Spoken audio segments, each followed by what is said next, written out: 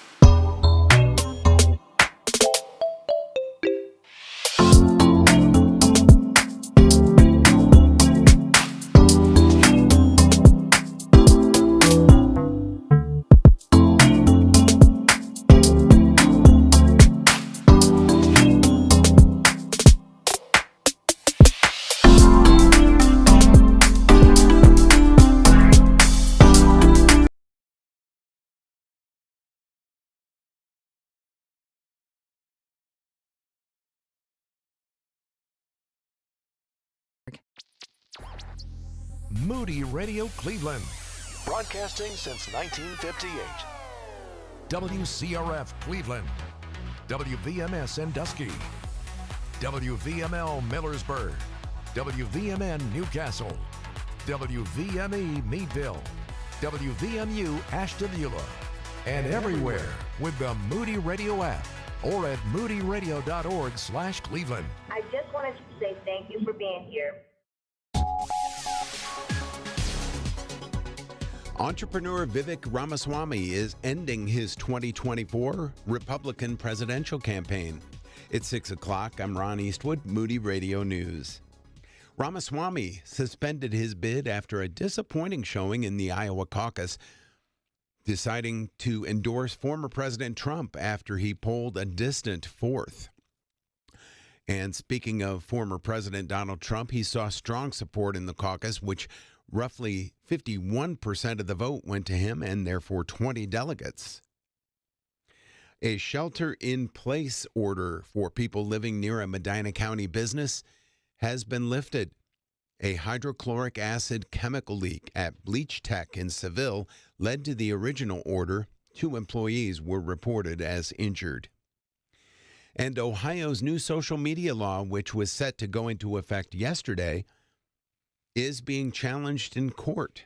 NetChoice, which represents social media companies such as Meta, Google, and TikTok, has filed lawsuits which claim that the law violates the First and 14th Amendments because it impedes on free speech. I'll have news and weather and sports in just a minute. Walk worthy. The Apostle Paul encouraged us in Ephesians 4 to live lives worthy of the callings we receive from God. And we at Moody Radio Cleveland want to encourage you to attend Walk Worthy 2024. Don't miss speakers Mark Jobe and Nick Gatsky on Saturday, March 2nd at Canton Baptist Temple. To register now, text WALK to 440-546-2255. That's 440-546-2255. Send the word WALK. In sports, the Cavaliers blasted the Bulls 109-91. The Bills beat down the Steelers 31-17. The Blue Jackets edged the Canucks in a shootout 4-3, while the Penguins blanked the Kraken 3-0. Here's your Moody Radio Cleveland forecast. Snow today, mainly before noon. New snow accumulation of less than 1 inch. Highs will be in the low teens, and the wind chill values could be as low as 7 below.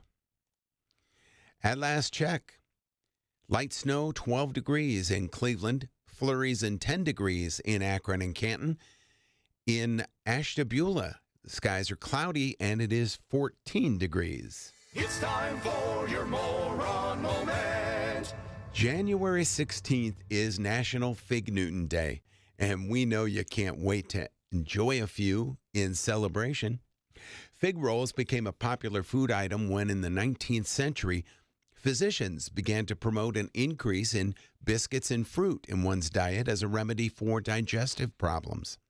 After several business deals, the fig roll became a product of Nabisco, and the name was changed to Fig Newton. So, go on and get figgy with it. And that's your moron moment. And you'll find that on our Facebook and Instagram. It is 6:03 with Moody Radio News. I'm Ron Eastwood. Broadcasting live from the Bob Devine studio, it's Mornings with Brian. Want to join the conversation? Call or text now at 440-546-2255. It's Mornings with Brian on Moody Radio Cleveland.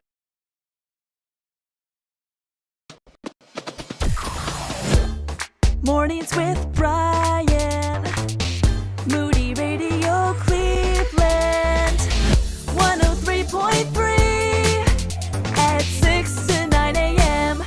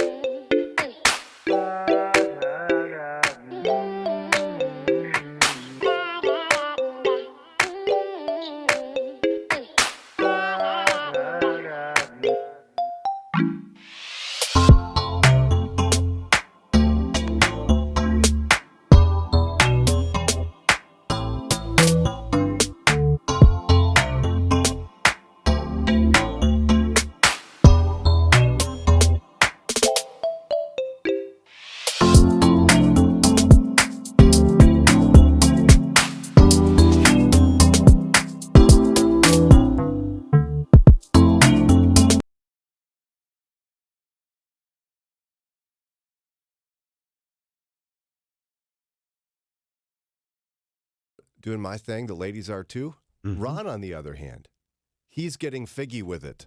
I am. As he indicated in his more Ron moment. That was epic, Ron. Thank you.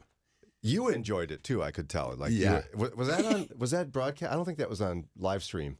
Yeah, it was. It was? Oh, good. People could see you thoroughly enjoying that. Do you like a figgy with it? Do you like Fig Newtons? Yeah, I do. But I have to be careful. You eat a couple, you're okay, and you eat too many more, and the taste just kind of, it's overwhelming, underwhelming. It's whelming in some way. Have you ladies ever tried one? I don't think they're hip Yes. and happening with the young people. I think I had one once. Yeah, see, I told you. Once. Yeah. And what about Yeah, you? I've had them. Are Plenty. you in favor? Yeah, I like them. But you're not going to buy them though. You've got some sort of No. hesitation in your face when you say that. No, it's just like not what I would choose. I wouldn't choose a Fig Newton in the cookie aisle.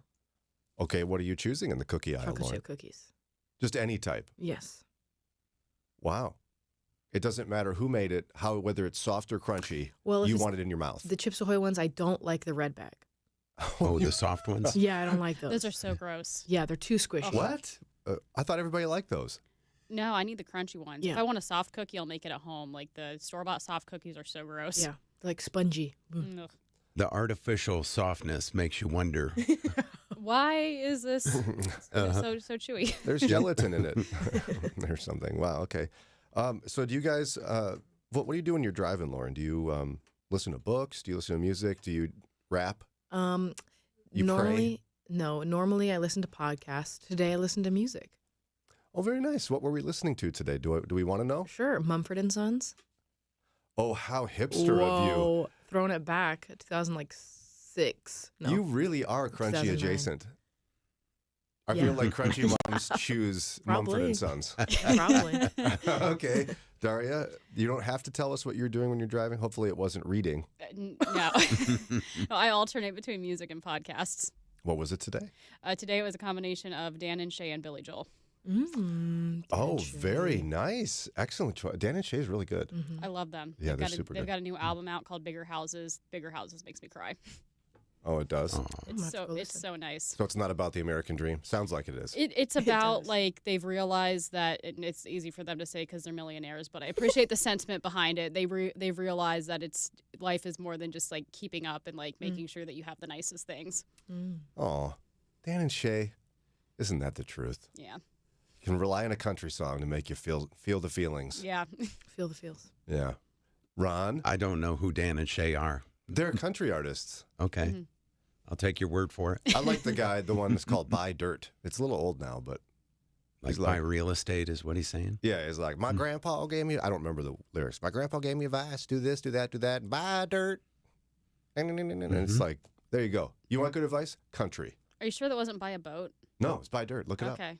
Trust me. When I hear a song about dirt, I turn it up. I believe you because I know a lot about country and I wish I didn't know so much. So Ron, what was serenading you on your way in today? Today it was a podcast. Oh, very good. 80% of the time or more, I'm listening to podcasts, and the rest is sports radio and tiny bit of music. You're not listening to yourself again on the show? No. Is that what but you I do? was last night. Dana and I were watching replays of the live feed. Oh, and did I she was enjoy making, it? Yeah, she enjoyed it, and I was making fun of myself. Oh, Ron. I'm like, look, there I am reading news and not paying attention. It's because you didn't have to work last night, right? At UPS. You know, funny story about that. Oh, good. I love a good funny story, and that's a perfect transition. So go ahead. What I normally do is I leave here Monday, I go home and I sleep for a few hours, and then I'm up and trying to get reset from the weekend. So I get up, get dressed, spend a couple hours with my wife, and I head off to UPS. And I'm north of Brunswick when I realize it's MLK Day. We talked. We don't have work today.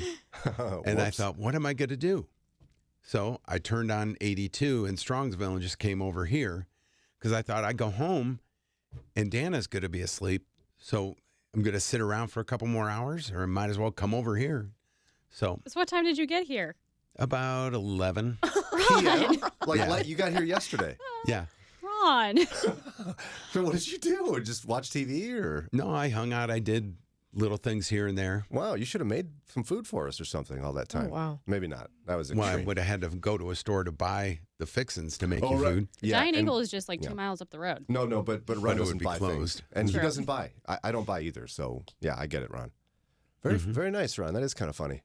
Speaking of funny, one of my favorite things about driving, and this sounds lame, but it's true, I like a good funny billboard. I remember one in Illinois, because we drive a lot in my family, driving all over the place. There was one that was advertising a heating and cooling business that just said really large letters, "Your wife is hot." Like temperature. But it made me laugh. I was like, oh, yeah, she is. Oh, wait. I've seen a picture of that. It's really funny. And even better, I like when we got some creative people working for each state who like to put up those funny signs on the, I don't know what to call them, but they're like on a bridge and Like it's the digital. LED signs that rotate. Yeah, and they say things like they might tell you if there's a missing person or an Amber Alert, but they'll also maybe entertain you a bit while you're driving. Yeah. And I saw a funny Wall Street Journal article talking about this, plus it's got a twist. So in Massachusetts, one of them, that's my favorite, one of them on those signs said, "Use Yablinka." Spelled B-L-I-N-K-A-H. Use Yablinka. Just like they would say it. Park the car and have it yard. And then you've got also in Massachusetts, driving basted is for turkeys. And then in Arizona, I have to decide how I feel about this one. Help me out. Use headlights like Rudolph uses his red nose. That one's lame. Yeah. I feel like that's total buzzer. Oh! Whoa. Where'd Sorry. that come from? Please don't use that ever again. Okay, that's a buzzer. Colorado, for Halloween, there said, "Make Mummy happy. Buckle up." Mummy with the U. Mummy. Yeah. That's pretty good. That's good. Let's see. I've got some more. We got some from Ohio in a minute, too. Another one in New Jersey. Reckless drivers are worse than fruitcake.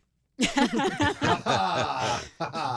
That's pretty bad. New Jersey, don't be a Grinch. Let them merge. Okay, I mean, clever. I think I need that on the back of my windshield because people don't like to let me in. When you're driving in Chicago and other major metropolitan areas, if you use a blinker, that's a signal for the person that left a little gap to close the gap. Yeah. Let's speed up. Oh, wait, you want to get in? I'm not going to let you. So when I drove my giant 12-passenger van, I had a technique I would do, especially merging in slow traffic. I'd roll down the window, lean my head out the window, look in the eyes of the driver that needs to let me in, and I'd point at the space. Mm-hmm. And every time they'd let me in. If I didn't, I'd never get in. I'd just park on the side of the road and we'd be stuck forever. You made it personal. Yeah, when you look them in the eye, they can't deny the, yeah, you could get, I didn't see you there. Go ahead. See all these children back here? I want to get there faster. Right. And it's like, you didn't see me? Is that how that works? And let's see, is there another one? Oh, here we go. Colorado. Buckle up, everybody. And Thanksgiving, it said, no pun intended. Buckle up. Yep. They said, gobble, gobble, easy on the throttle. I like That's that clever. one. Be a thinker. Use your blinker. Nice. And here's another one from, who was this from? I don't know who it was from, but they said, camp in the woods, not the left lane. Oh, good. Very Ohio's true. got one like that. Well, why would we bring all this up? Enter the federal government. In December, the Federal Highway Administration, an agency within the U.S. Department of Transportation, issued new guidelines on traffic safety messages. Signs should avoid language that uses pop culture references or humor. Let's just take all the joy out of life while we're at it. I think that's in part of the job description in the Constitution of the federal government. Probably. You're not wrong. Article 7, whatever. Subsection 25 says, make sure no one has fun in America. The Federal Highway Administration lays out its position in its newest edition of an 1,100-plus page manual on uniform traffic control devices. Who wrote that? Some horribly miserable person. Flipping to page 519, there's new guidance stating humorous signs might be misunderstood or understood only by a limited segment of road users. Any of you confused by the ones I shared? No. And if you are, I have concerns about you driving, period. Just the Rudolph one. So then the book offers a more straightforward example of traffic campaign safety messages. And this was, quite frankly, the only one I was confused with. Here's their suggested one. All caps. Unbuckle seatbelts fine plus points. Huh? What? Like a plus sign and then points. Like, what does that mean? You get a fine get a and fine points on and- your license. There you go, yeah. Points on your license? Mm-hmm. What does that mean? If you get so many like traffic violations within a certain amount of time, they can take your license. Like they count for different points. So their solution was, oh, you guys are too confusing with your clever signs. Instead, unbuckle seatbelts fine, plus symbol points. Thank you, federal government. It's fine if you don't have your seatbelt on. We're going to give you points for it. Now, here's the funny part. Ohio was used an example as people not understanding the clever ones. I'm not kidding. In Ohio, it says in the Wall Street Journal, where a committee brainstorms messages quarterly, there's a renewed focus on universal understanding, according to one guy from the Ohio Department of Transportation. A few holiday seasons ago, the department put out a life is fragile, drive safe symbol, as in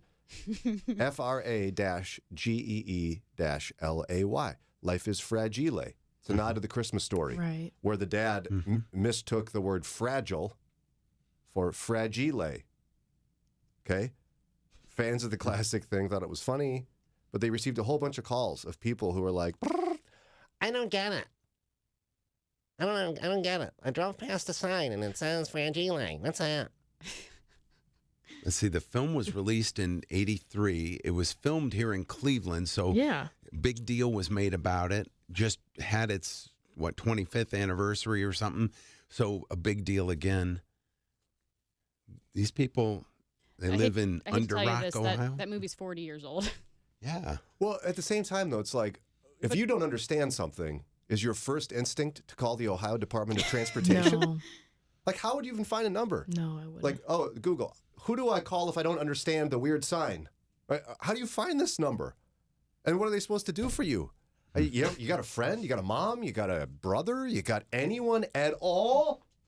Maybe Right. not. I know someone might get offended by that, but I mean, come on. Don't just go like, I don't get it, and move on with your life. I don't. Oh.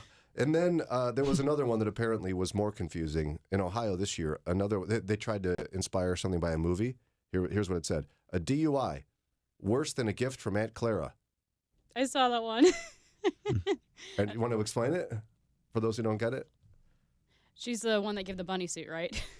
No, actually, Aunt Clara's from the National Lampoon's Christmas Vacation. Okay. She packed up a cat and wrapped it up. Oh, see, I didn't catch that, and I watch Christmas Vacation all the time. I think the committee needs to work on that one. That wasn't very good either. But Well, even if you don't know who like specific Aunt Clara is, it's Yeah. just kind of like the joke, like, okay, that one weird older relative that almost everybody has. And then what their justification was, they said, if you don't know that reference, Aunt Clara is a generic enough name, you know they're trying to say that a DUI is a bad thing. Yeah. So it's like, what do you do if you don't get it? Like, Lauren, if you didn't get it, what would you do? Nothing. I just drive past. Well, But guess it's not for me. thanks Guess it's not for me to know.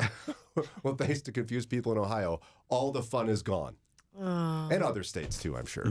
So they're actually not going to do the fun signs anymore. They had like 2 years to work these out, but pretty soon you're just going to see Drive safe. drive, Buckle up. buckle up. Well, now I we don't told want to you on to. principle. Oh. We told you. Read the manual. This is important. Page 519. I don't know what they're going to do, but I'm disappointed. So we're going to shift gears. Oh, wait, that's a drum roll. And Lauren's going to go down memory lane with you. Memory lane? Yeah, I got you. Oh. You know, it's true. Difficult times have a way of focusing us. We have to think about what matters most when it comes to our spending, our health care. This is why so many people are joining MediShare right now. MediShare is a trusted way to save up to 50% on your monthly health care costs. More than 400,000 people have already made the switch. It's pretty obvious why, too, especially now during this challenging season with healthcare costs and out-of-pocket expenses going up. MediShare can save you a lot of money. The typical family saves $500 a month. MediShare works, too. It's been around for 30 years. Members have shared more than $5 billion of each other's bills. There are different options to choose from to fit your budget. I'll give you the number here in a second, and if you call, you can get a price within 2 minutes. Maybe now is the perfect time to make the switch and start saving. Here you go. Call 877-58-BIBLE. That's 877-58-BIBLE. 877-58-BIBLE. The words you are about to hear are taken from letters sent in by members of the Trinity Debt Management Program. Dear Trinity, today I'm making my final credit card payment. Before I came to you, I was in a constant state of anxiety and panic, but now there is hope for my family's financial future. Working with Trinity made me understand that I'm not alone. You really do help people. Your kindness will never be forgotten. Without Trinity's support, I would not have achieved my lifelong goal of becoming debt-free. We saved a lot on interest and penalties, of course, but the reward was the gift of human kindness. Trinity has carried me through a very difficult time in my life. You're amazing. I used to feel so anxious and hopeless. Now I feel grace and peace. God bless Trinity as you continue to help others become debt-free. If credit card debt has you down, call Trinity at 1-800-659-9838. That's 1-800-659-9838. Pour another cup of coffee and settle in for engaging, Christ-centered conversations. It's Mornings with Brian on Moody Radio Cleveland. 623 WCRF Mornings with Brian. What do you do when a pastor leaves the church? It can be a real, not like the church, your church, I should say. Not like, hey guys, I'm out. I'm no longer a Christian. Right. Yeah, not that extreme. Our friend Pastor Cisco Cotto, also a professor at Moody Bible Institute, will chat about that with us here coming up after pause for prayer at 6:30. But first, I'm curious to walk down memory lane a bit based on our last discussion about the highway. Strong personal memories from your childhood. Like, what was that like? Musician, toy, whatever it was that was just the highlight of your childhood. Daria, I'm guessing it's New Kids on the Block. Should we just skip you then? No. No? No, it was not. What was it for you? I was a little young for that. I'm trying to think. Hannah Montana was big when I was growing up. And when I was younger, it was VeggieTales.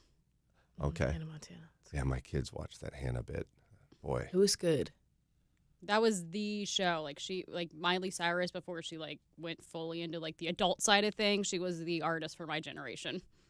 Although growing up on 80s and 90s sitcoms, I feel like the Disney kids sitcom is about 12,000 steps down in quality of acting and writing. Oh yeah, they're not good, but when you're 8, you don't know any better. Okay, fair enough. Ron, the hula hoop, huh? No? We did have hula hoops. TV shows like Speed Racer and Johnny Sacco and his flying robot, Ultraman. Those were big on Channel 43. Musically, let's see, when I was young. Beethoven? Oh my gosh. Brian. I don't know if his family likes classical. Who knows? I'm just throwing it out there. Yeah, we had Glenn Campbell, and Bobby Joe Gentry, or Billy Joe Gentry, whatever her name was. We had a lot of Bill Cosby albums, and we would play those nonstop. And then when I got a little older, my own personal choice of music, I found out about Christian music. And so Larry Norman, the Second Chapter of Acts, the early CCM artists, that was what I was really into. Yeah, on the Christian side of things, when I was a kid, my parents wore out Amy Grant albums, and we had the Imperials. The ladies in the team had never heard of the Imperials. I brought it up yesterday. They've never heard the Trumpet of Jesus. Wow. Yeah, isn't that incredible? How have you lived your life this long? I don't even know. I loved me some Thundercats and Knight Rider, He-Man, those kind of things. I had an He-Man. Oh yeah, he has the power. You didn't know? Watch out for Skeletor. He'll get you. Ooh, yeah. And then I also, it's an obscure thing, but Cabbage Patch Kids were so huge. I had one. Laugh. Go ahead. And, pause for laughter. Go ahead. But I also had a collection of Garbage Pail Kids cards, which were super funny. You remember these? Do you ever see them? Yeah. Heard of them. Yeah, it was like people mocking the stories behind Cabbage Patch Kids. It was funny. Lauren, on the other hand, had an odd obsession. It's not odd. I think a lot of people would agree with you on this. Take us down your memory lane. I was obsessed with Mark Lowry. Really?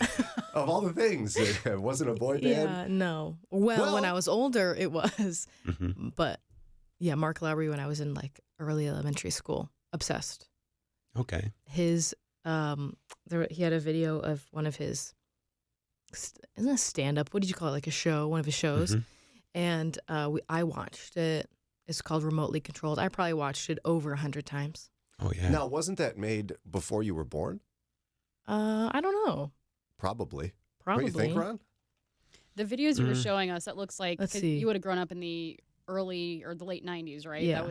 That looks older than that. Well, maybe. But for those who don't know, who's Mark Lowry? Mark Lowry.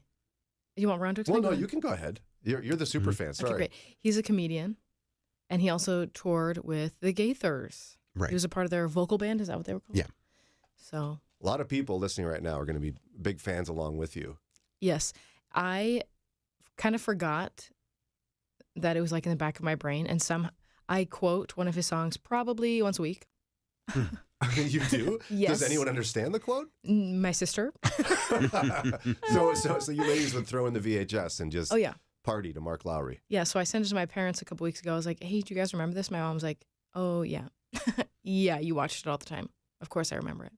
Little Lauren. Couldn't forget. Can I watch Mark Lowry? Yeah, exactly.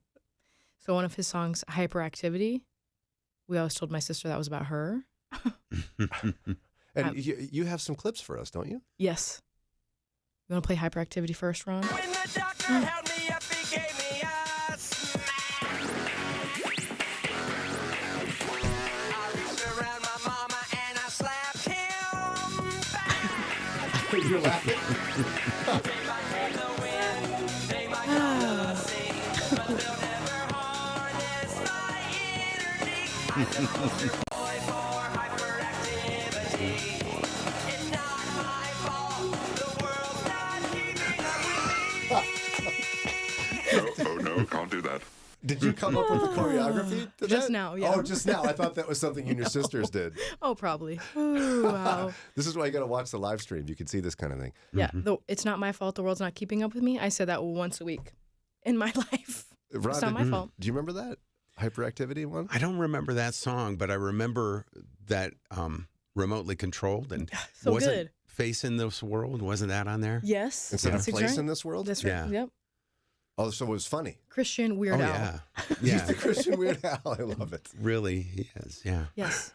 And then we have I Can Eat It All. That's one of your favorites, too? Yes, that's one of my favorites. Ron, could you I can eat it all, alfalfa, sprouts, and greens. But when it comes to fast food, I eat everything.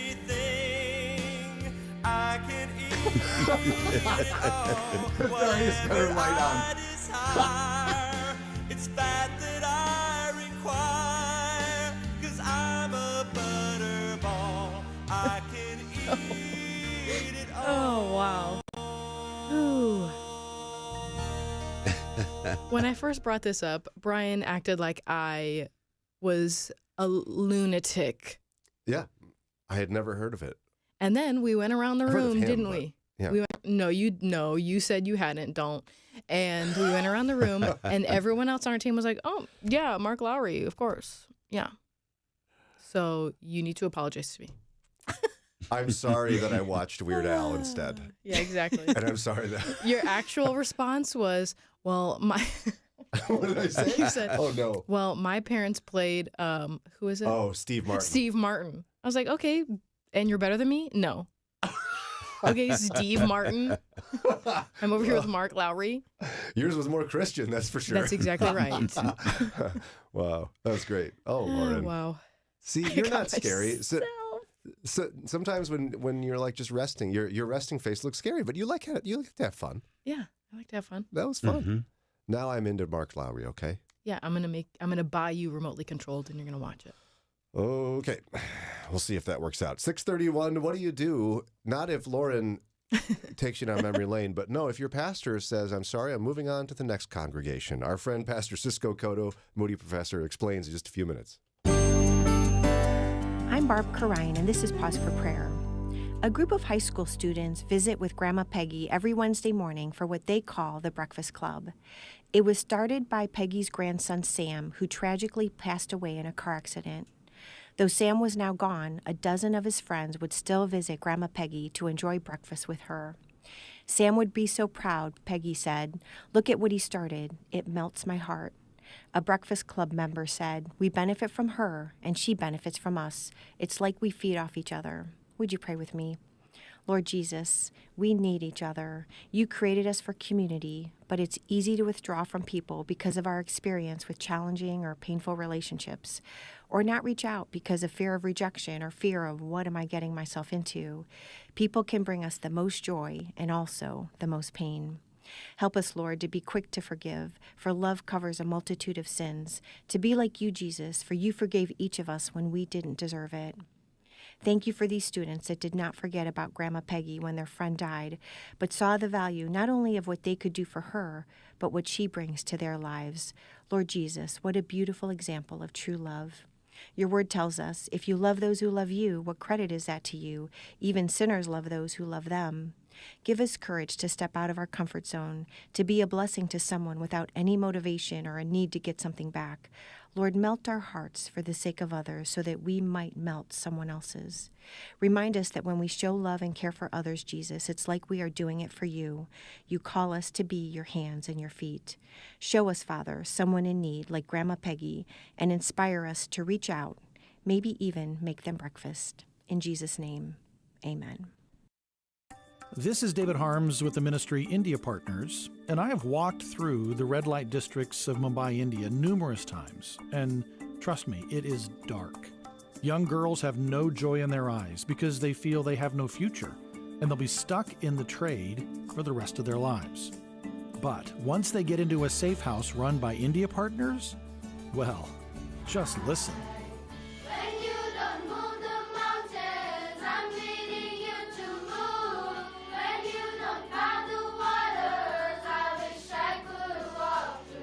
That is God at work, which is why for the last year we've shared powerful stories of safety, rescue, and care happening through the India Partners safe houses. These girls are safe from harm, well cared for, and introduced to the transforming and healing love of Jesus. Learn more about the power of rescue and care in a safe house at indiapartners.org/Moody. Are you looking for candid conversation from a biblical perspective? You found it. It's Mornings with Brian on Moody Radio Cleveland.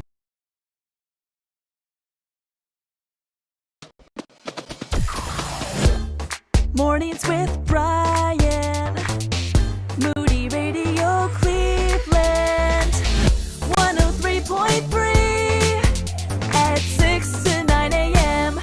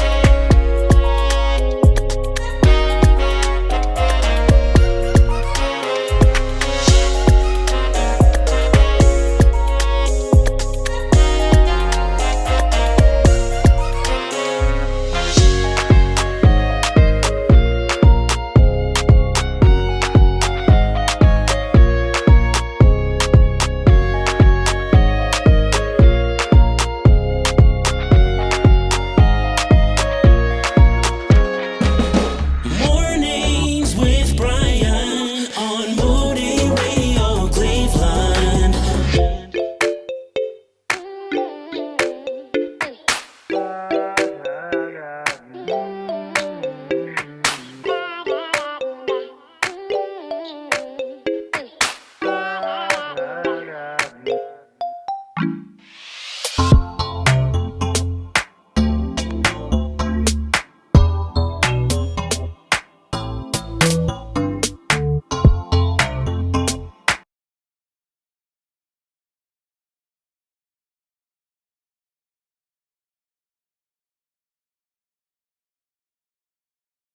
listening to Moody Radio. This is Mornings with Brian, and joining me now is my friend and assistant professor of pastoral studies at Moody Bible Institute and morning show host at WBBM News Radio, Cisco Cotto. Welcome back, my friend. Thanks, Brian. Always enjoy being with you. All right, so I want to talk about the awkward interim period in a church after a pastor has moved on to the next assignment. But before we get there, I think it's important, since you've been a pastor, let's talk about some of those reasons why pastors leave, because it's always painful for the congregation, but they usually have good reason. It's always painful, and yet every person in every church must understand every pastor is an interim pastor. You know, they might be a 6-month interim. They might be a 5-year interim. They might be a 30-year interim. but at some point, every pastor is going to move on to the next thing. And it can be, literally because the pastor dies and goes to be with the Lord. It can be because of some sort of a problem or a failure on the part of the pastor. It can be because of relational difficulty, and the pastor just feels as though he has to move on. It can be genuinely the Lord moving a pastor on to another assignment, whether it's another church or another organization. There are many reasons, good and bad, many reasons that pastors move on, and we have to understand at some point they are going to move on. Yeah, and then when you look at the congregational side of it, I know I've been there a few times, and you just kind of throw your hands up and go, oh, great. This is horrible. It'll never be the same. I'm feeling hopeless and frustrated. What do we do with those feelings? This is especially true if there are several pastoral changes in a short period of time. If you get a new pastor and 18 months later he takes off, and then you get another pastor and then 3 years later he takes off, you can start to wonder, man, is there a problem with us? What's going on? Why can't we keep a pastor? This can also happen if that time that it takes to find a new pastor goes on and on and on and on. There are churches that take 2 years, 3 years, 4 years to find a new pastor. And so for the people on the committee who are doing that, they're engaged in the work. They understand what's going on. They get what sort of candidates are coming through and why it's taking so long. But for the people who are there Sunday after Sunday, dealing with an interim pastor, dealing with a rotation of preachers, feeling like there's no stability, it absolutely can begin to feel hopeless. Are we ever going to find a new pastor? And in those situations, one of the things I always remind people of is, and it sounds trite, but it is true, this is Jesus's church. Jesus is the true shepherd of this church. Jesus cares about this church way more than you and I care about this church. And so in his time, in his way, the sovereign God is going to lead just the right person here. And in the meantime, what each of us has to do is ask ourselves, okay, so what is God showing us? How is he changing us and growing us in this interim period? And see, to me, it's also a good reminder in those moments how important it is to have solid lay leadership structure in a church so it's not so traumatic, right? Yeah, the training up of elders especially. Elders are not just a board of directors. Elders are certainly not just yes men. When you look at the scripture, you realize that there's no differentiation between pastor and elder. There is an elder. There is sort of these leaders in the church. And so if a pastor has been serious about training up these elders so they can minister to the congregation, so they can teach the congregation, so that they are deeply engaged in the life of the congregation, the leaving of a pastor will be much easier in that transition period when you're looking for a new pastor. This takes intentionality on the part of church leadership. This takes real clarity in explaining to the congregation what an elder actually is. And it also takes discernment to find the men who understand, I'm not just here to attend a meeting once a month where I approve a budget. I'm not just here to hold the pastor accountable. I am genuinely one of the shepherds of the people. And if you get a collection of guys who are willing to do that, it just makes that period when you're looking for a new pastor so much easier. So if I'm understanding this correctly, even a good barometer for whether a church is healthy is whether or not it can easily weather the transition of a pastor. Is that too extreme, or is that reasonable? Yes, there's this painful thing that happens in healthy churches. It's painful for the pastors, and that is you announce that you're leaving. You've done all this spade work of cultivating leaders and building them up, and the Lord has made them mature, and you have this team in place, so everything's running well. Whether it's a small church or a big church, it doesn't matter. Everything's running well, and you make your announcement that you're leaving, and it takes all of about 3 or 4 weeks for people to already start moving on to who the next guy's going to be. Oh, that would hurt. You go, boy, you got over me real fast. Yeah, can't we cry a little longer? Yeah. That's right. Yes, I want 6 months of sackcloth and ashes here. That's what I want. And no, it's not even 72 hours. But it's good when you have set things up well. It's not about you. The church keeps going. The people are still being fed. The people are still growing. There's leadership in place. And so it is actually very healthy. It's not that there's not going to be pain and grief and that sort of thing, but there's a health that is in place when a church is able to move on so quickly. So when we begin into this period of transition from one pastor to the next, we're in an interim. I think one of the challenges for people, right, is you want to share your thinking and your feeling about the future of the church, maybe the pastor who used to be there. How do you navigate the line between like healthy venting and gossiping? Everyone wants to have a role to play in this too, right? So you all have an opinion. Everyone has an opinion. I have opinions about everything, even things I don't know anything about. I have opinions about. Me too. And you think that they're good and that they're informed, and so you want to be able to talk about this in a church situation where a pastor's leaving and has gone. There's also some worry, maybe some fear and anxiety about it. And so you're genuinely going, hey, I want to be engaged in a conversation. What's the next guy going to be like? Oh, we better have this. Oh, we better not lose that. Oh, we really like this about the last pastor. I think the way to avoid it turning into gossip is just remembering that there's no reason to tear Jesus's church down. It's what you say. It's not whether you're talking or not. It's what you say. Are you being affirming toward the previous pastor for what he has done? Are you being affirming for the people who are engaged in a committee who are trying to pick the next pastor? Are you affirming of congregants who are nervous? And I don't mean affirming their nervousness. I mean more encouraging. It's going to be okay. God's going to take care of us here. We're going to get exactly the person that God wants us to have here. That man's going to preach the gospel, and this is going to be fine. It's sort of not whether you're saying it, because we need to talk about this stuff, but I think it's how you're saying it that really separates the encouragement and the forward movement from the gossip. You're listening to a conversation with Cisco Cotto, an assistant professor of pastoral studies at Moody Bible Institute, also a morning show host at WBBM News Radio in Chicago. I'm Brian here from Mornings with Brian on WCRF. When we come back from this break, we'll continue this discussion about how to successfully navigate just that transition period after a pastor leaves. Everett Swanson stumbled upon starving orphans in war-torn South Korea. Someone asked him, "What are you going to do?" That simple question birthed Compassion International, a ministry now sponsoring more than 2 million children worldwide. Read this inspiring true story and learn how your small, faithful choices can lead to larger choices and decisions that can change the world for generations to come. Pick up your copy of What Are You Going to Do at moodybooks.org. I often meet people that say, "I love Moody Radio. It strengthens my walk with Christ."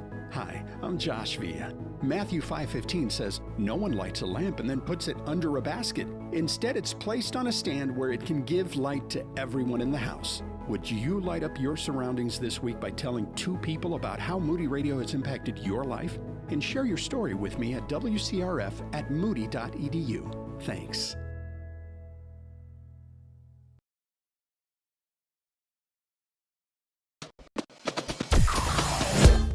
Mornings with Brian. Moody Radio Cleveland.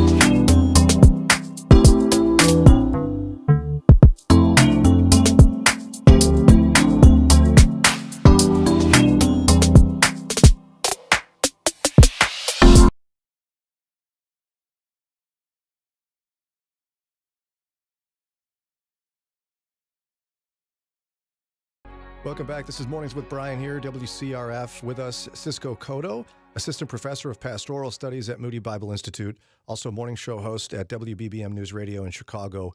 We're talking about what to do when your pastor leaves. It's a difficult season, the interim season. And I'd imagine a whole lot of people, Cisco, want to be on the search committee. They want to have a say and a voice. So, like, what's the best way for people to get involved in this? Yeah, you're not going to all be on the committee. I mean, if you're a church, I mean, you want to be, but can you imagine a committee of 150 people? It'd be horrible. Never get anything done. It would be. You wouldn't get anything done at all. It'd be a disaster. Clearly, you can't all be on the committee. Even if you have a church of 50 people, you can't all be on the committee. And so you're going to have to trust that the Lord is superintending this process. He's spearheading it. He is involved in it. He's leading it. If you're not on the committee, the best thing that you can do, and I don't say this as a throwaway, this is big, meaty work here. You need to pray. And I know every time we say you need to pray, there are people who go, oh, yeah, okay, pray. But what am I really going to do? but I mean that. Like, prayer is not the throwaway.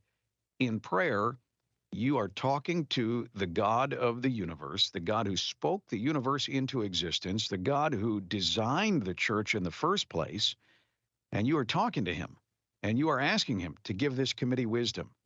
You're asking him to prepare the right man for the job. You are asking him to make unity and clarity in this man's family, that they'd all be on the same board, that this is the church that they're supposed to go to. You're praying that this man would be someone who cares deeply about God's word, that this is a man who's going to love this congregation and shepherd this congregation. You're praying that this is a man who's going to be desiring gospel expansion in your community. We want people to know Jesus. And so I don't say that as a throwaway. And if you're taking it that way, please don't. Prayer is not a throwaway. Prayer is powerful. And if you're the person on the committee, obviously you should be praying. But if you're someone who's not on the committee, just regularly, every day, beg the Lord to be involved in this process, not only of selecting the new person, but also of being with the congregation in that interim period. Just ask the Lord to do something. And, you know, all those prayer ideas you gave are really great. But what about the stuff I want? You know, maybe I want a guy that's a little bit more dynamic this next time, or better at visitation. I mean, can I pray for what I want to? Yeah, I want a guy who's going to be my best friend. That's what I want. Yep, put that on there. Yep, I like that. Can I pray for that? I want the guy who's going to have lunch with me every Wednesday and listen to all my problems. That's what I want. I don't care what he does for the other people, but that's what I want him to do for me, right? But it's so easy to slip into that, though, right? It's like, here's what I want, God, and that's what I'll focus on in praying for the next pastor.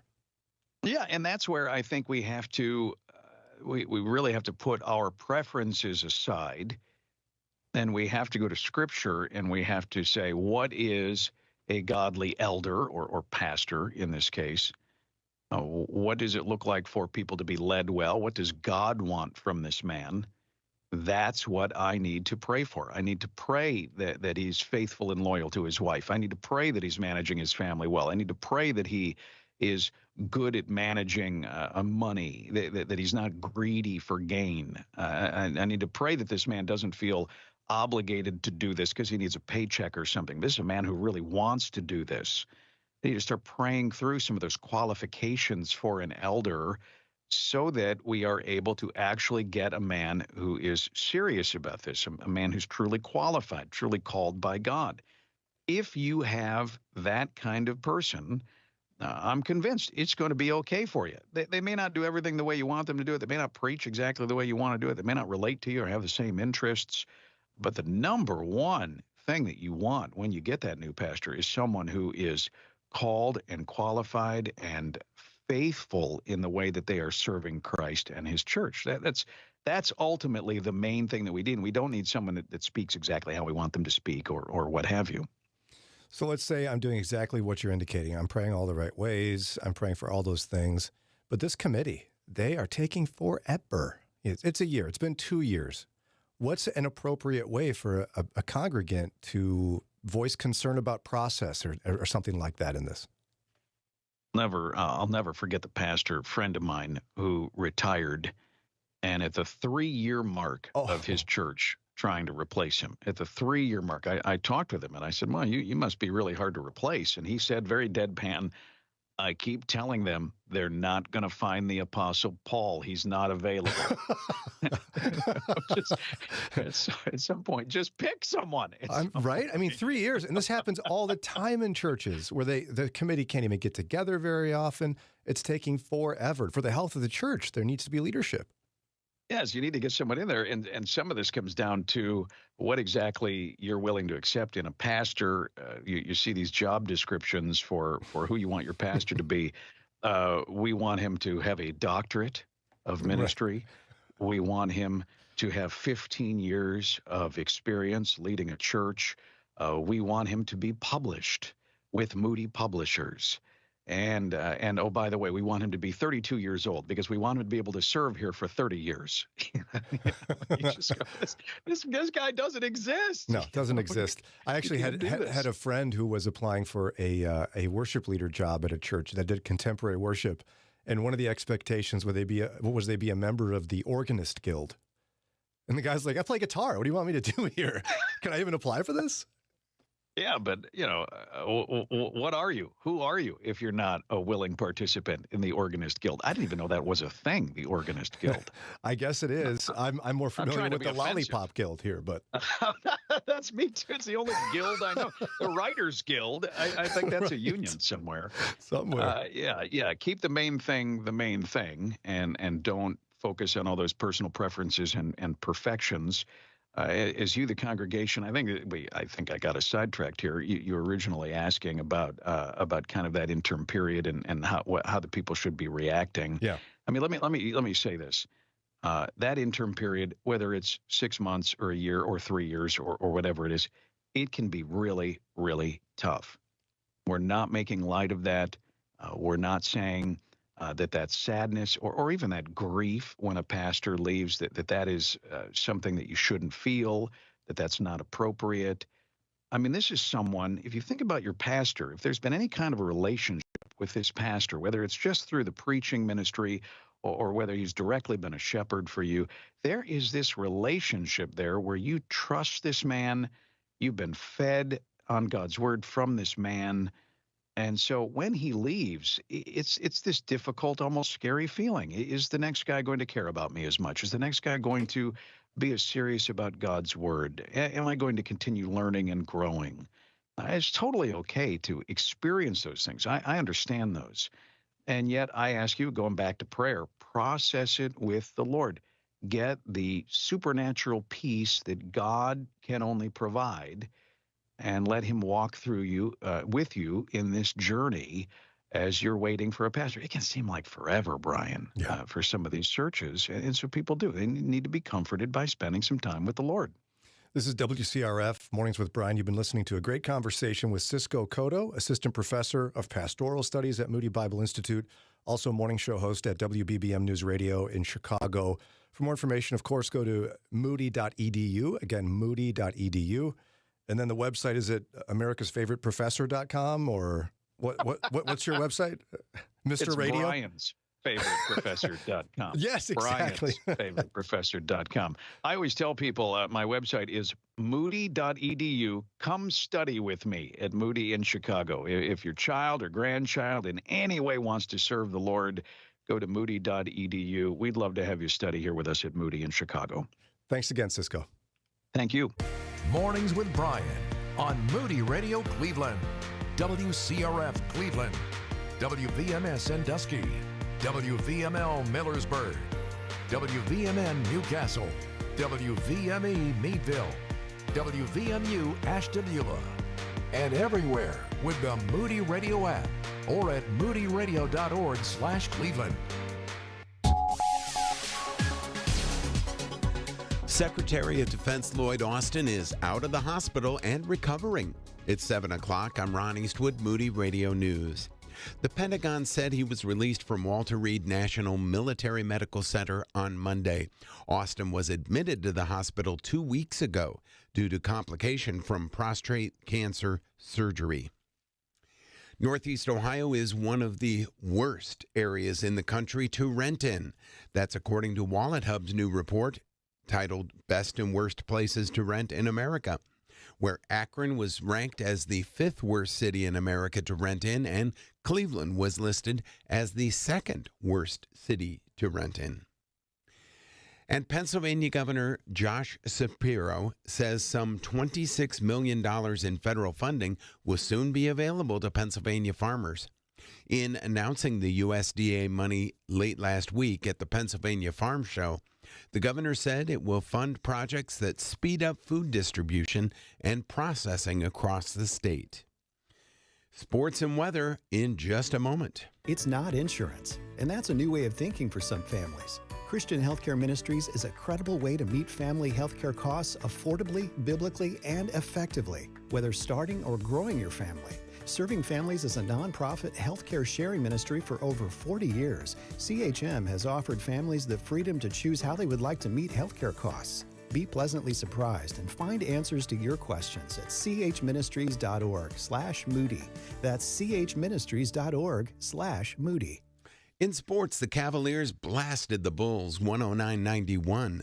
The Bills beat down the Steelers 31-17. The Blue Jackets edged the Canucks in a shootout 4-3, while the Penguins blanked the Kraken 3-0. Here's your Moody Radio Cleveland forecast. Snow mainly before noon. No accumulation. Well, the new accumulation is going to be less than an inch, so not much snow accumulation. High temperatures today in the low teens, but the wind chills could make it feel like 7 below. Wow. Okay, right now we've got light snow all across our listening area. It is 11 degrees in Cleveland. Akron and Canton, 8 degrees. Lorain, Elyria coming in at 10 degrees. It's time for your moron moment. January 16th is National Fig Newton Day, and we know you can't wait to enjoy a few in celebration. Fig rolls became a popular food item when, in the 19th century, physicians began to promote an increase in biscuits and fruit in one's diet as a remedy for digestive problems. After several business deals, the fig roll became a part of the Nabisco family of products, and the name was changed to Fig Newton. So go on and get figgy with it. And that's your moron moment. And you'll find that on our Facebook and Instagram. It's 7:04. With Moody Radio News, I'm Ron Eastwood. Broadcasting live from the Bob Divine Studio. It's Mornings with Brian. Want to join the conversation? Call or text now at 440-546-2255. It's Mornings with Brian on Moody Radio Cleveland.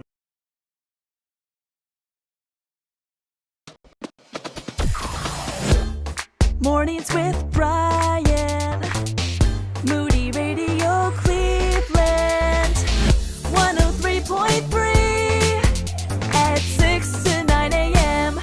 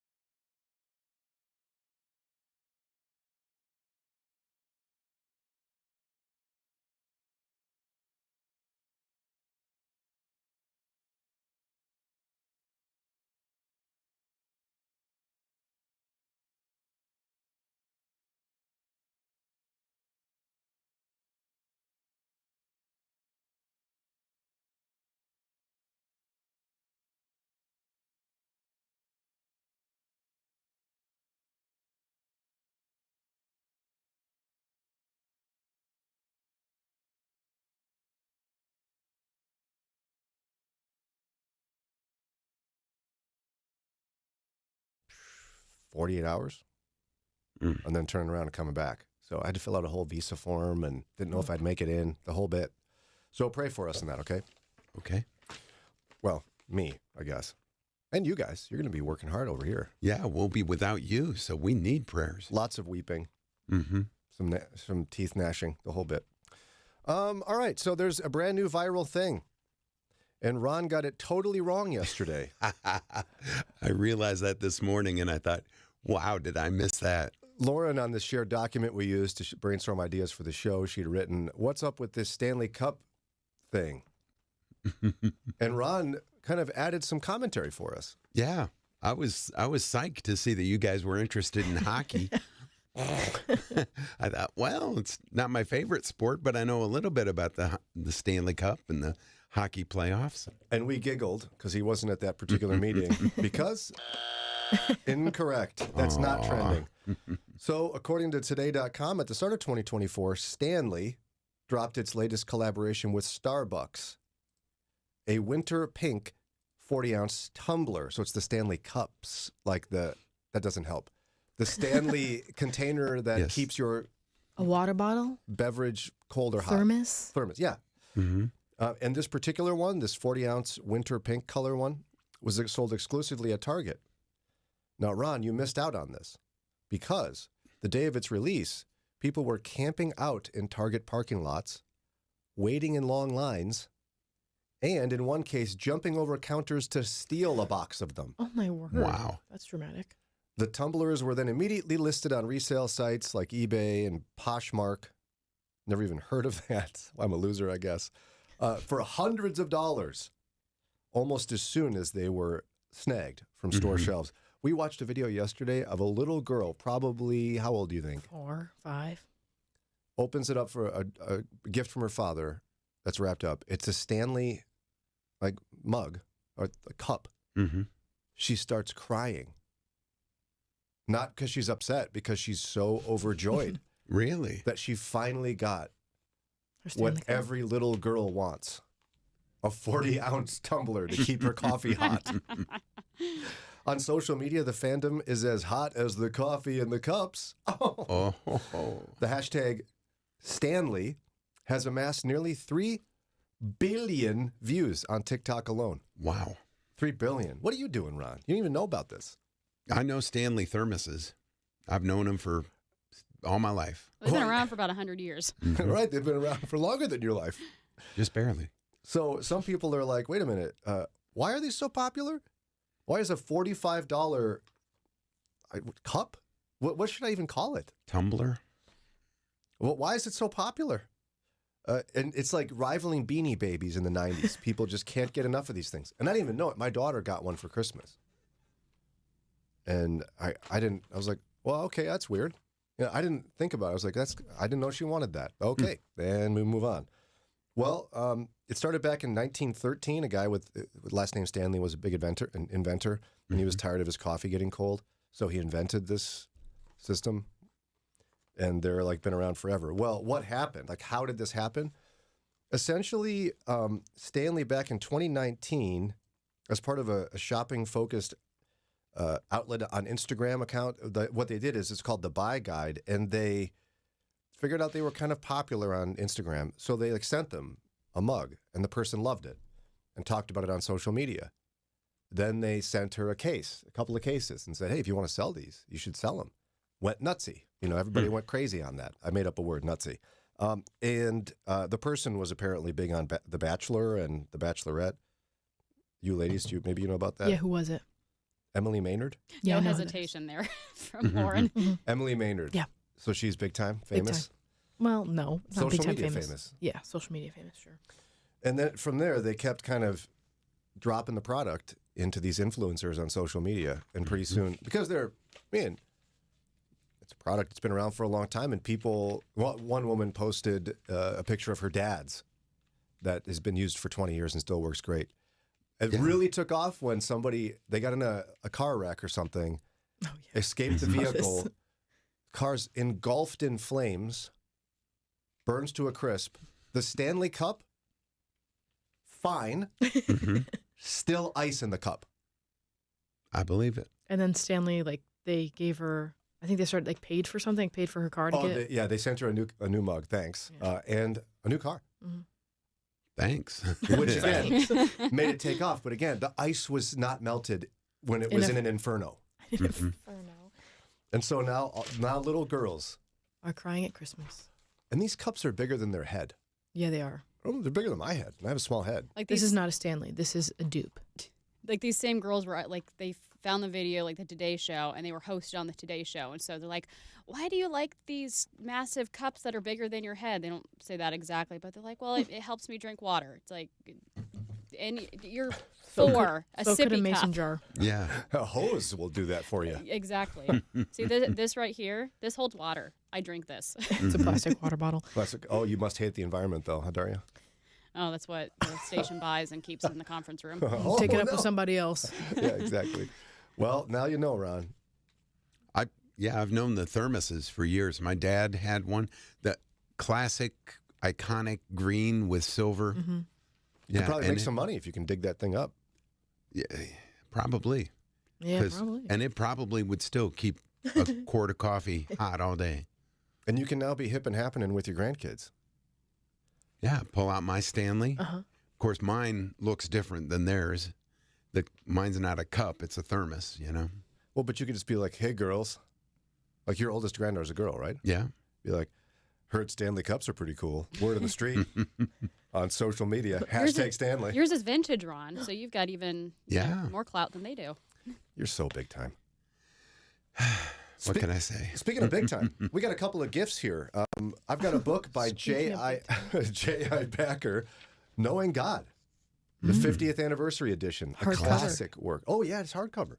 InterVarsity Press, thanks for this book. This could be yours, along with, courtesy of Today in the Word and Moody Publishers, a book called Do Angels Really Have Wings? And 199 Other Questions About God, Life, and the Bible. Plus, I have in front of me, in the package, Mornings with Brian mug. Wow. This could be yours if you are the winner of our next contest. It's called Lyric Legends. Can you complete the lyrics? You'll have to sing 2 lines of this, or say 2 lines, but we prefer saying 2 lines of this very famous Christian song. We won't even tell you, because so many groups did it, we can't even tell you the artist, but we can tell you this clue from Lauren. The place we lift the Lord's name. You want to win all this stuff? Line up on the phone lines and be one of our contestants for Lyric Legends right now. 440-546-2255. 440-546-2255. If you call right now, you could be our contestant for Lyric Legends. Walk worthy. The Apostle Paul encouraged us in Ephesians 4 to live lives worthy of the callings we receive from God. And we at Moody Radio Cleveland want to encourage you to attend Walk Worthy 2024. Don't miss speakers Mark Jobe and Nick Gatsky on Saturday, March 2nd at Canton Baptist Temple. To register now, text WALK to 440-546-2255. That's 440-546-2255. Send the word WALK. You know, it's true. Difficult times have a way of focusing us. We have to think about what matters most when it comes to our spending, our health care. This is why so many people are joining MediShare right now. MediShare is a trusted way to save up to 50% on your monthly health care costs. More than 400,000 people have already made the switch. It's pretty obvious why, too, especially now during this challenging season with health care costs and out-of-pocket expenses going up. MediShare can save you a lot of money. The typical family saves $500 a month. MediShare works, too. It's been around for 30 years. Members have shared more than $5 billion of each other's bills. There are different options to choose from to fit your budget. I'll give you the number here in a second, and if you call, you can get a price within 2 minutes. Maybe now is the perfect time to make the switch and start saving. Here you go. Call 877-58-BIBLE. That's 877-58-BIBLE. 877-58-BIBLE. Bringing Northeast Ohio and Western Pennsylvania closer to Christ, one conversation at a time. It's Mornings with Brian on Moody Radio, Cleveland.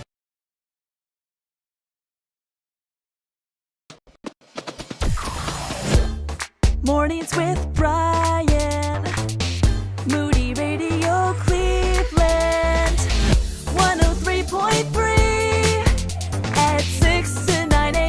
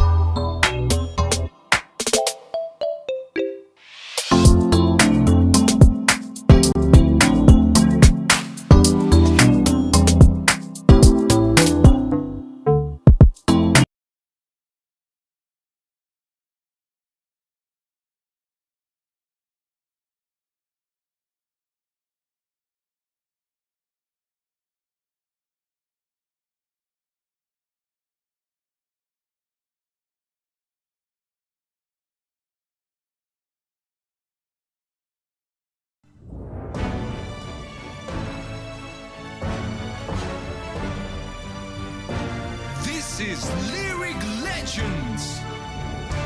Today's contestant is Duana from Geneva. Welcome to the show, Duana. Hi. Are you ready to play Lyric Legends?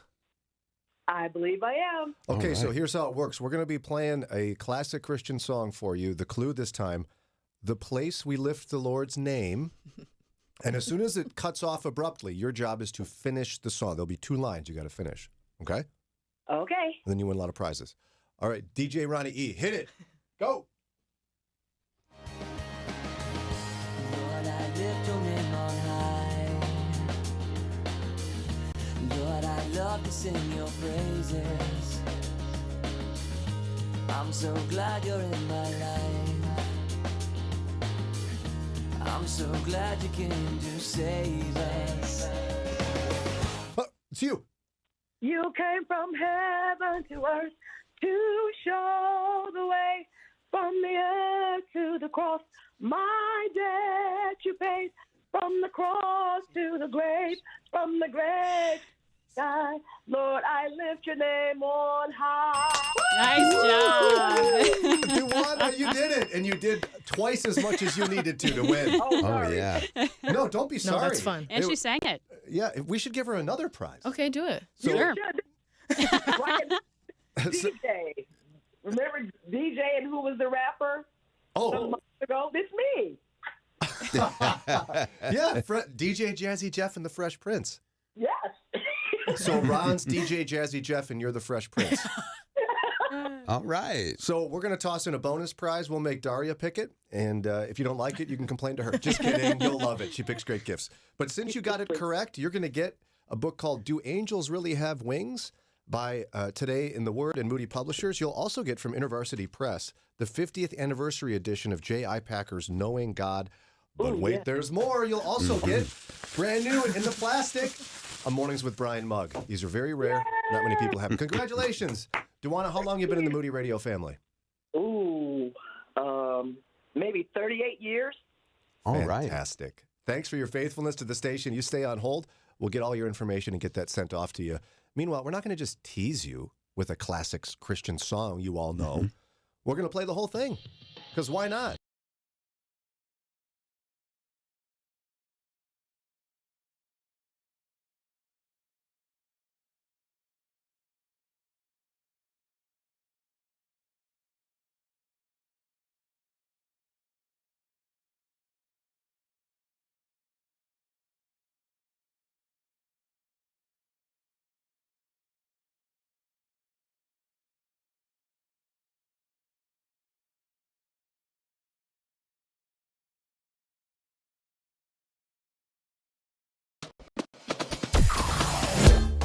Mornings with Brian. Moody Radio Cleveland. 103.3 at 6 to 9 a.m.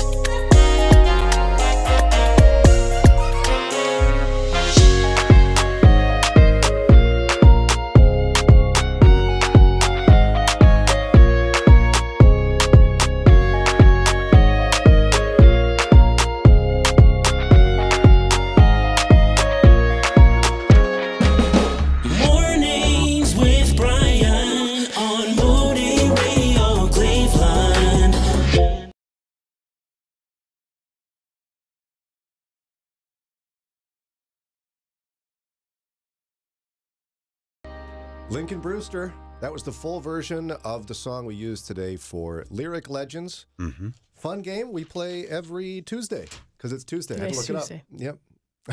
Yep. Coming up in a minute, there's a new trend. We're doing trends today. Brand new trend in sleepovers. Okay.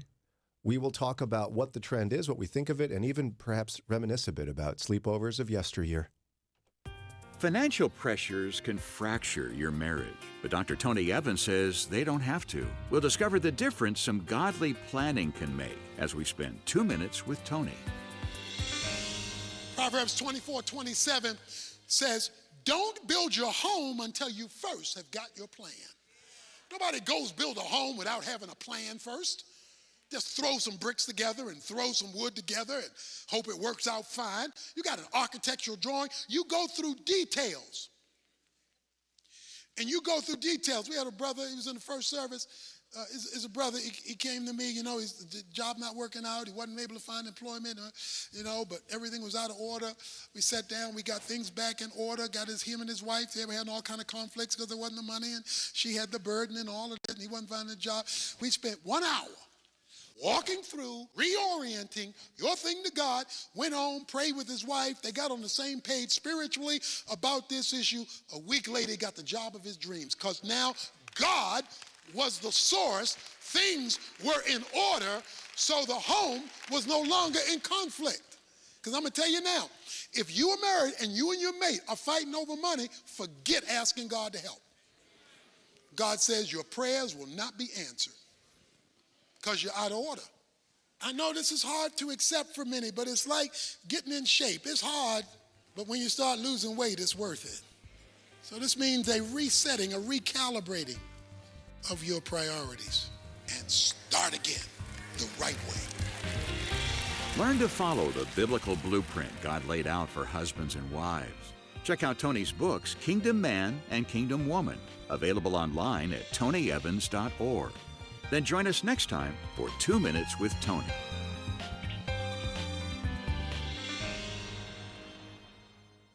The words you are about to hear are taken from letters sent in by members of the Trinity Debt Management Program. Dear Trinity, today I'm making my final credit card payment. Before I came to you, I was in a constant state of anxiety and panic, but now there is hope for my family's financial future. Working with Trinity made me understand that I'm not alone. You really do help people. Your kindness will never be forgotten. Without Trinity support, I would not have achieved my lifelong goal of becoming debt-free. We saved a lot on interest and penalties, of course, but the reward was the gift of human kindness. Trinity has carried me through a very difficult time in my life. You're amazing. I used to feel so anxious and hopeless. Now I feel grace and peace. God bless Trinity as you continue to help others become debt-free. If credit card debt has you down, call Trinity at 1-800-659-9838. That's 1-800-659-9838.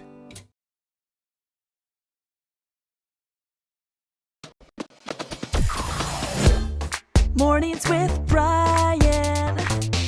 Moody Radio Cleveland.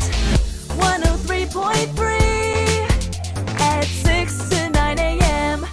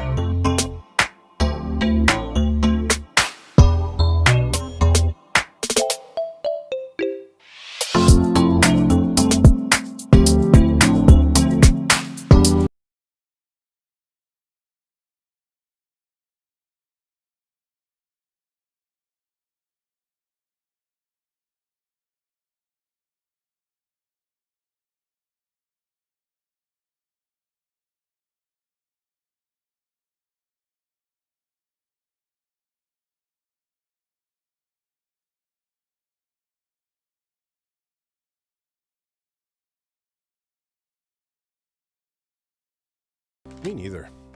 That was Matthew West, The Motions, 738 WCRF Mornings with Brian. Watch the live stream. You never know what's going to happen. Lauren's been dancing a lot today. Mm-hmm. Not usually she doesn't, but today she has been. Just the once. And almost sang.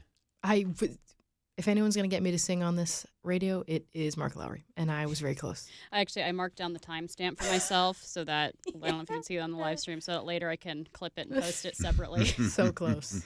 This is why you need to subscribe to our YouTube channel. Mornings with Brian on Moody Radio Cleveland is what it's called, or just text live to 440-546-2255, and you can join the fun visually as well as auditorily. Auditorily? Sure. That's correct. I'll take it. All right, so there's a brand new trend in sleepovers. Before we get to it, I want to see what sleepovers were like for all of you. So we'll start with the ladies.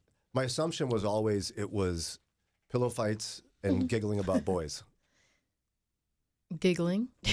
There was giggling. There was giggling. What were you giggling Snacks. about? I don't know. Who knows? Lots of giggling. But there were, so there were snacks? Snacks. What else happened at your sleepovers? Well, in elementary school, I always called my parents to come pick me up. What did it sound like? I heard the impression yesterday. You got to do it. Mom, can you come get me? Why was that? I'd get scared, or I just wasn't comfortable, couldn't sleep because it wasn't my own house. I did that all the time until I was probably like 13. Yeah. What did yours sound like? Just said, "Can you come get me up? Come get me. I don't want to sleep here." I was hoping we get the little Daria impression, but she doesn't do what you ask her. She's her own woman. That's what it sounded like.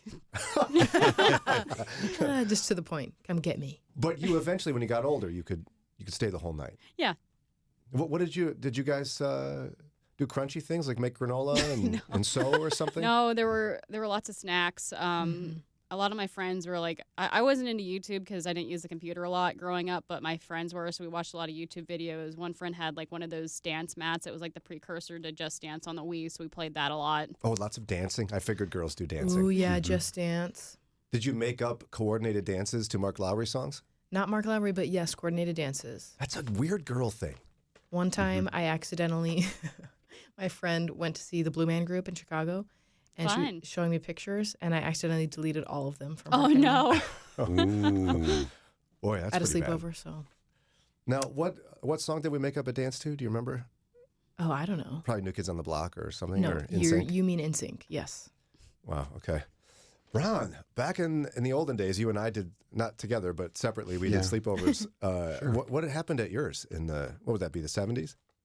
80s? Late 60s, early 70s. What did you do at those? One particular friend, they had a barn, you know, and so we would sleep in the hay mow, in the hay, you know. It doesn't sound fun. No. Oh, it was cool. Your allergies handled that okay? Yeah. I'd be so scared. We weren't like stirring it up much, you know, but. You know what, like crunchy moms today or whatever, or even crunchy adjacent moms like Lauren, I think would probably call the police now. My child is in the barn. They're sleeping upstairs. It's very dangerous. That's not, you wouldn't do that. I think a crunchy mom would be more okay with that than like sleeping outside, yeah. Clearly I don't understand crunchy very well, right? Yeah, sleeping outside would be good for them. They'd like that. Yeah, the fresh air. Okay, what else did you do, Ron? You slept in the hay in the barn. Yeah. If we were indoor, if it was a Friday night, you were staying up late to watch Big Chuck and Houlihan or Big Chuck and Little John later, which was the local hosts for the monster movie at night. Oh, you'd watch like 40s and 50s monster movies? Yeah. Like The Blob and Frankenstein, Wolfman, Godzilla. Cool. The Brain. Ooh. Did you guys do any like naughty stuff, like cow tipping or prank calling or something? That would have been later, teen years. I never did cow tipping. Okay.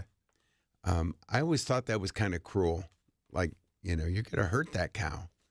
Plus, what if they chase you? Yeah, exactly. It seemed kind of... It's hard for them to get up, so... But usually, if there's one cow, there's 20 cows. You know, so... Well, that's true. They could gang up on you. Yeah. But are you just trying to get out of the confession time of what you did naughty at sleepovers? You prank called. Come on. Not so much prank call. That was... Sneak out. Earlier than us. We might sneak out. We would go... toilet paper, not egging, but throwing toilet paper around people's trees. And was it girls you like, or was it just boys, or who was it? It was whoever we felt like. We did the girls' house the one time, and we parked, like their house was kind of at a corner. So from their backyard, they could see across the street behind them to where I had parked. And they recognized my car. So I'd been out there, we TP'd the house, and then we ding-donged and ran the other way. It took a long way around to get back to the car. Well, by the time we did, they were sitting in the car and waiting. Oh, no. Ron, you naughty boy. Yeah. Now, I did my sleepovers in like the 80s, primarily 80s, early 90s. And we prank called. That's what boys did. Because back then they didn't have caller ID, ladies. I know it's hard to believe. But it was like we weren't good at it. We'd do it in the middle of the night and say nothing that was funny. We thought it was funny, but I'm sure people on the other end were like, what? Who was it? Huh? One time a guy was like, oh, I got one for you. He starts dialing a number, hands me the receiver. I said something weird, and then I heard, Brian? It was your mom. It was my mom. They prank called my number. They called my number on purpose to embarrass me. That is embarrassing. I was like, I'm just calling to see what time I should be home. Like made up a... Oh my gosh. I would be mortified. We snuck out once, but there was nothing to do. They lived in the suburbs. We just walked around the block or something. Go to 7-Eleven. But the one thing I felt so rebel doing is I wasn't allowed to watch R-rated movies. But I had one friend whose parents didn't care. So I saw all the R-rated movies. Oh, my mom should probably call them and get mad at them now, don't you think? But I bring that up because there's a big trend now in sleepovers. This is not totally new that a lot of people are uncomfortable with them.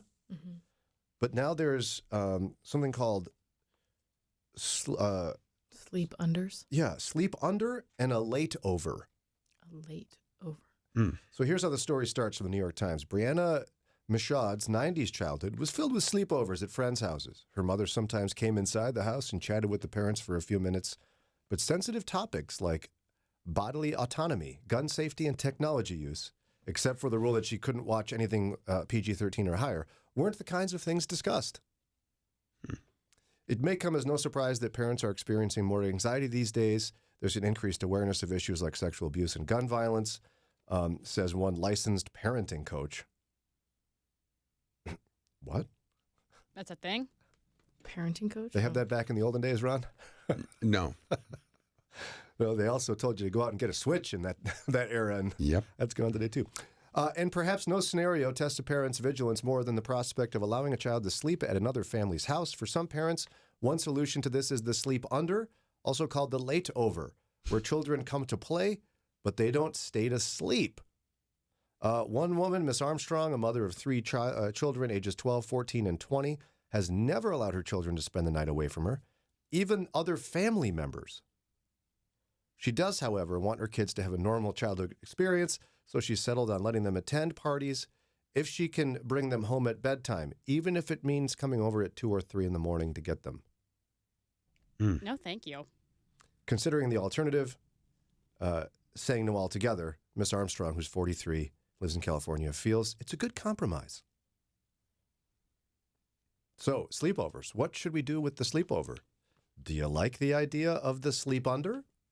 Or even the mommy and me sleepover is a thing now. Yes, that's right. Ooh. You sleep over at your friend's house, and so does your mom. No. Boy. Now, if your mom and the other mom are really good friends, I could see that, but that would be the rarity. You want to ruin a sleepover? Invite mom.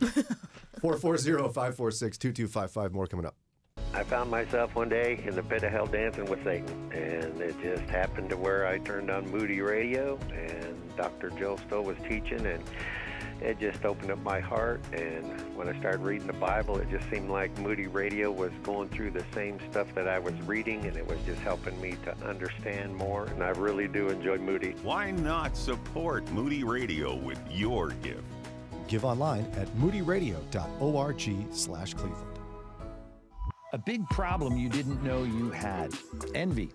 it is there inside of almost every person hearing my voice right now. That pervasive, corrosive thing that if it's left unchecked will cause all kinds of serious damage. Hi, I'm Mike Fabarez, and Envy is the name of my new book, and I'm going to share biblical ways you can shore up your heart and your mind and close those gaps of vulnerability. So get ready for a new kind of life, a life Christ intended. Get your copy of Envy. Go to moodybooks.org.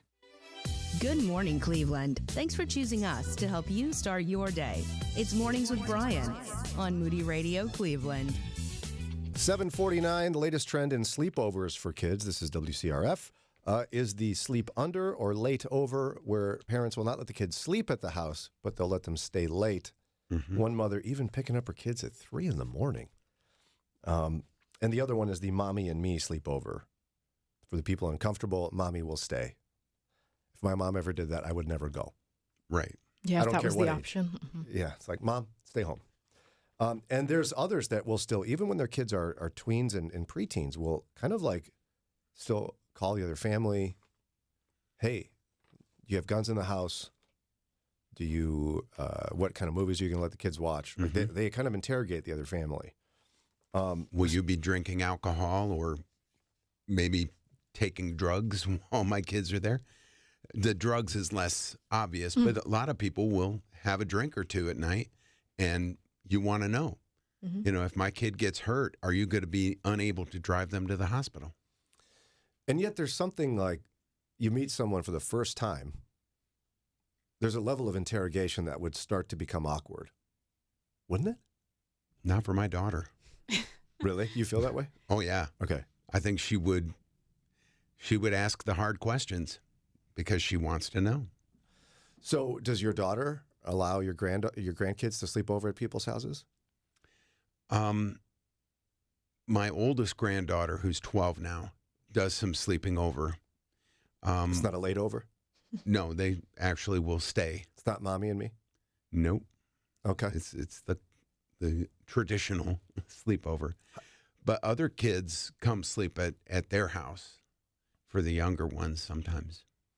Now, have you thought about this for your kids, Ellis and Trey? I've thought about it. I haven't landed anywhere yet, but I have thought about it, yeah. So what have you thought? I would want to know the parents. I don't want it just to be like some random kid from school and I've never interacted with the family before.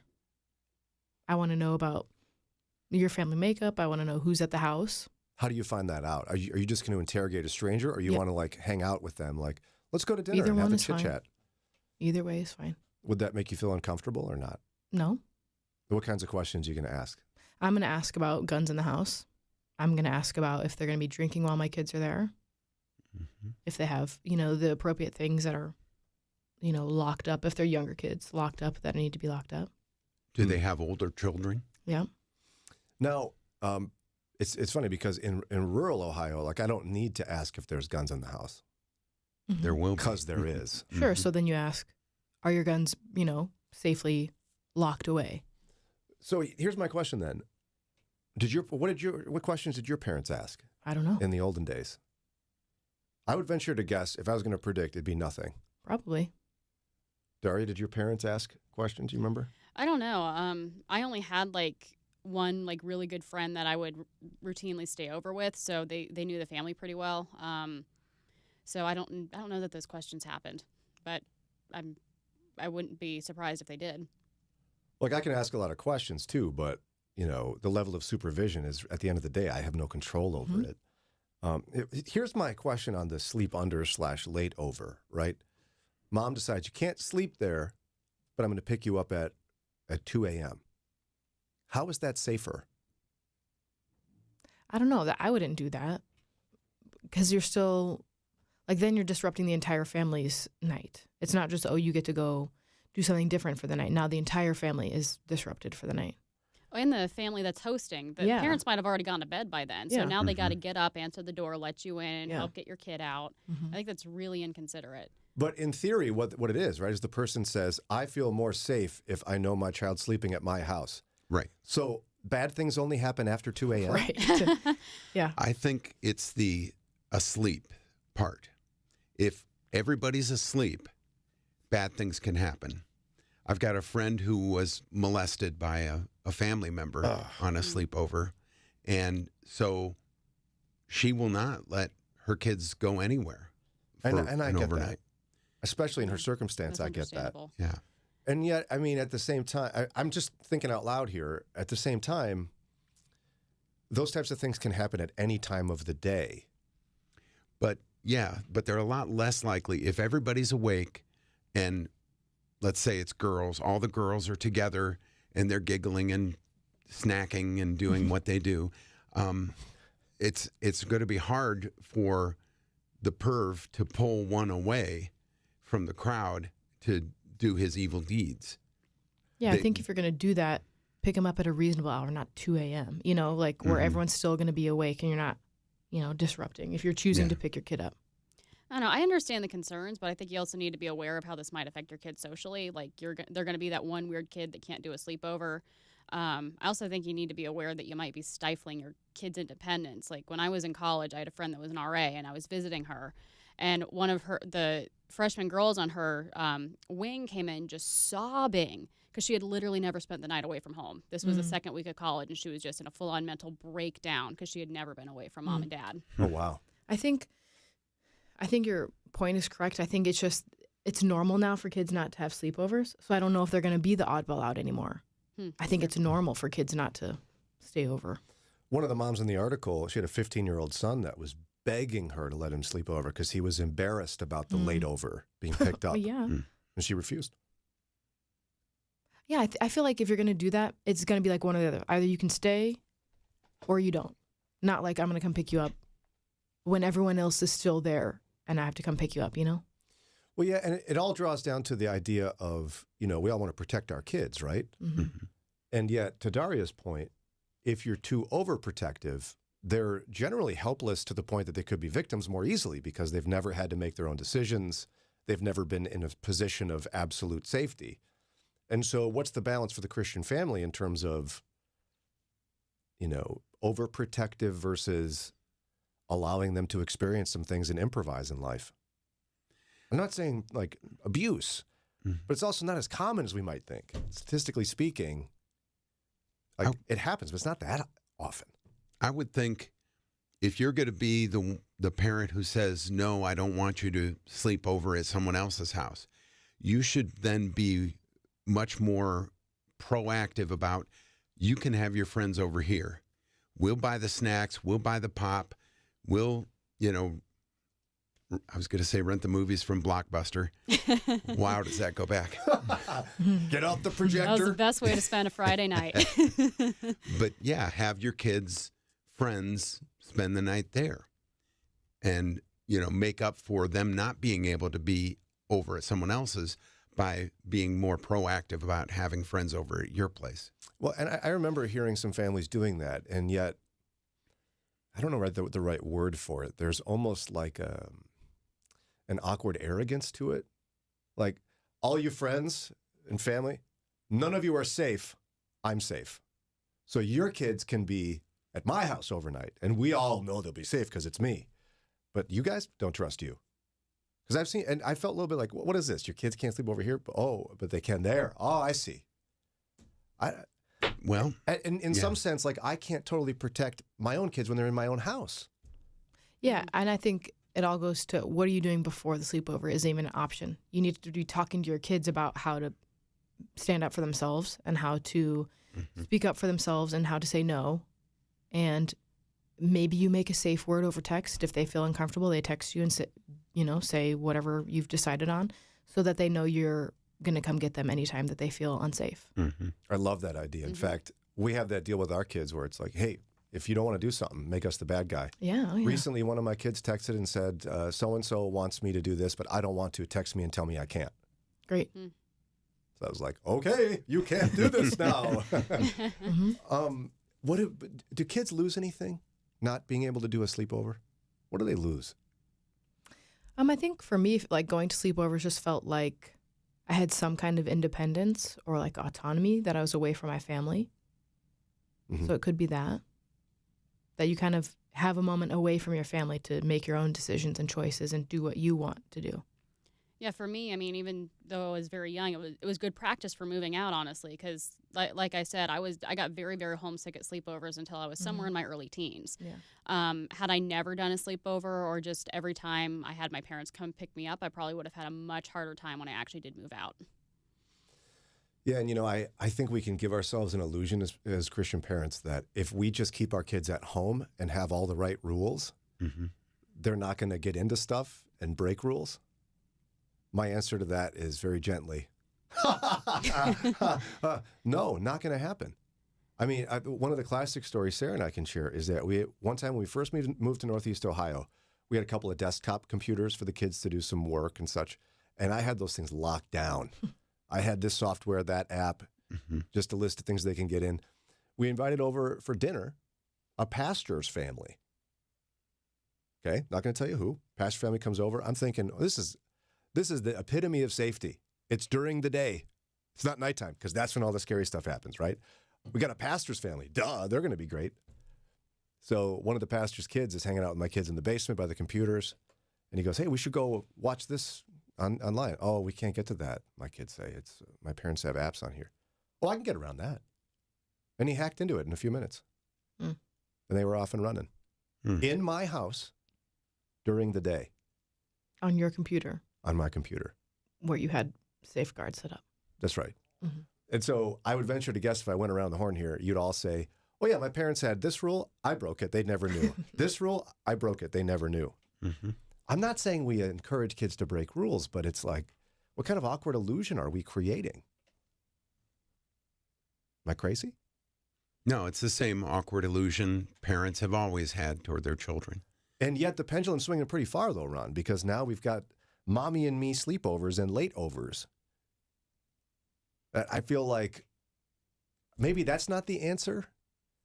That we can be vigilant and ask questions, but at some point, I mean, we got to remember that God's fully in control of our kids' lives. And so we have to allow kids to experience things a little bit, maybe. Or maybe I'm nutty. You can bring that up on Friday, and then I'll bring Ron under the bus with me.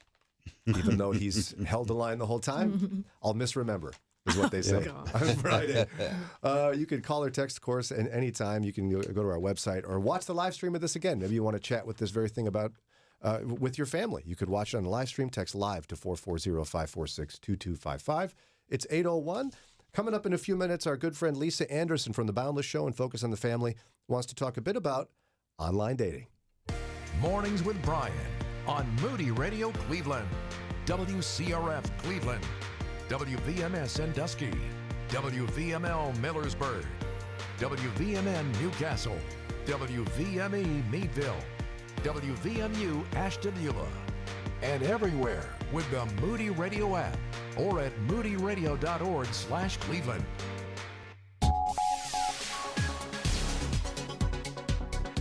A fake 911 call is being blamed for sending emergency crews to the White House Monday morning.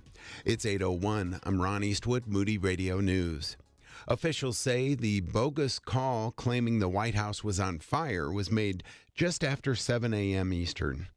Emergency crews worked with the Secret Service to determine that there was no fire emergency within minutes.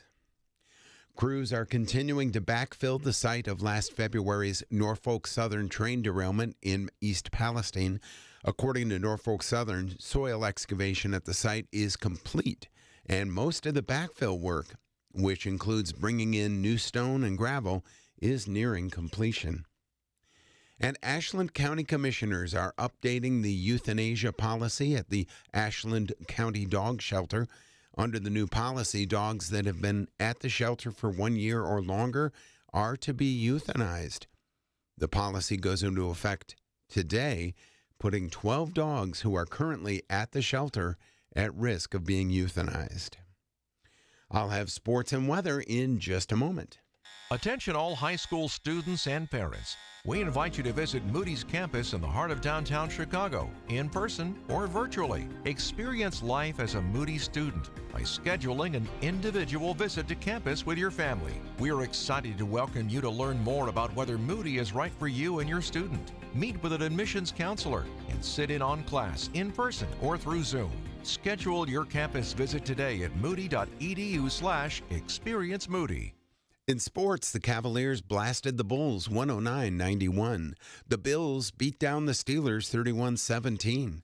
The Blue Jackets edged the Canucks 4-3 in a shootout, and the Penguins blanked the Kraken 3-0. Here is your Moody Radio Cleveland forecast. Snow mainly in the morning hours. New accumulation of less than 1 inch. High temperatures in the low teens, and the wind chill values could make it feel as low as 7 below. At last check, light snow and 14 degrees in Cleveland, 8 degrees in Akron and Canton, 11 degrees in Youngstown. It's time for your moron moment. January 16th is Fig Newton Day, and we know that you can't wait to enjoy a few in celebration.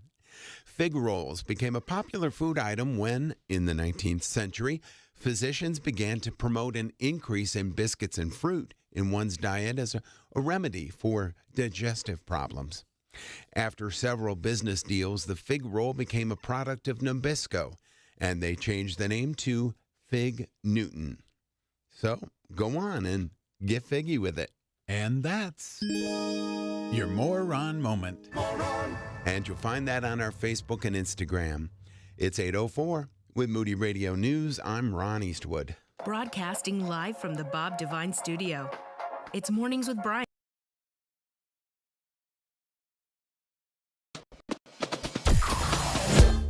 Mornings with Brian.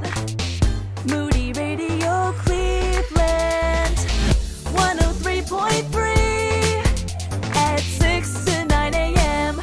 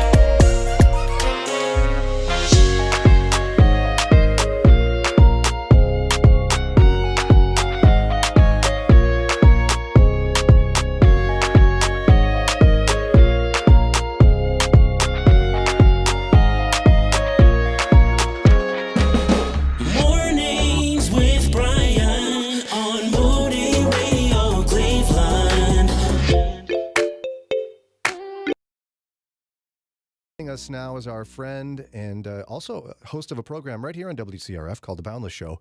Lisa Anderson is director of Boundless Young Adults at Focus on the Family, and as I said, host of The Boundless Show, which is also a podcast. Welcome back, Lisa Anderson. Hey, it is great to be here. Good to talk to you, Brian. All right, so today we want to talk about staying safe while online dating, and I got to tell you, I feel like I'm so old hearing about this because back in the olden days, like you couldn't even do that. You couldn't. There wasn't even really internet. So, I think it's hard even for parents and older folks like me to even understand why safety would be an issue. Right. Yeah. And what's wild is there are some of us, because you know my story. I've been in and out of the online dating world and stuff. But now with the introduction of apps as part of the dating landscape, it's even gotten weirder than when there were online platforms and sites to do it. And so I've tread a little bit in both, but I think it's one of those things where technology is changing so much. I think parents of young adults and other people who are dating online are just like, I don't even know what to do. I mean, this reminds me of one of my favorite memes of the last year that I saw, and I feel like I posted it on all my social. It was basically like, do older people see Gen Z dating and feel like they caught the last chopper out of Nam? Oh, wow. Like, that is how, like, older people, I've had them just straight up tell me, Lisa, if I lost my husband or wife, it would just be over. There's no way I could enter this scene again and even survive. So, that just gives you a little bit of an idea of where the feelings are around this. So, yeah. Well, and at the same time, it seems to me, just anecdotally, as I've talked to people and heard different podcasts and such, really the only place people are meeting their significant other is online now. Is that fair to say? It feels like it. I mean, I would say I think we're up to about like 25% of couples now met online, like that have made it to marriage. That's a pretty big chunk of the culture when you think of, 20, 25 years ago, this was not a thing at all. And so, I mean, I'm a big proponent of, because people will say like, well, Lisa, you're a Christian. Surely you think online dating is terrible. And I'm like, no, I'm actually okay with it. And I think it is a tool. I think there are principles around it. But at the same time, I think it's not, don't throw the baby out with the bathwater. I mean, there are still people who are meeting, shocker, through friends, at church, in more traditional constructs. And so be open to it all. And I think just wisdom overall is the key. Now, when it comes to online dating, since we're kind of doing the quick overview before we get to safety, there's so many options now, right, for online dating. Do you have recommended sites, or how do you navigate that when you're asked about it? Well, I think the problem with, recommending sites is that, first of all, I mean, this is all big business now. There used to be sites that were more distinctly Christian, really catered to Christians. Now that is not so much the case anymore, especially with some of the dating apps that are out there. So I think you have to realize that, okay, you're not going to be able to say, oh, good, I'm going to go on a site that, shares all my values, is going to be protective of me as far as the people it matches me with and stuff. So, I mean, it used to be, I don't know, I haven't checked recently, but I remember a season where I was online dating and I did some research and saw that most of the big companies were actually, Brian, owned by some arm of the porn industry. And no. That's where, So that's where I had to kind of take a personal stand on some of these and be like, okay, this is not okay. Even other sites, that would be considered more, this is the site the Christians use. I would see articles about like hooking up on them. A lot of these companies, as they've gone public and they've decided to maybe tread into some more mainstream venues, it really has become a free-for-all. And so you have to be wise.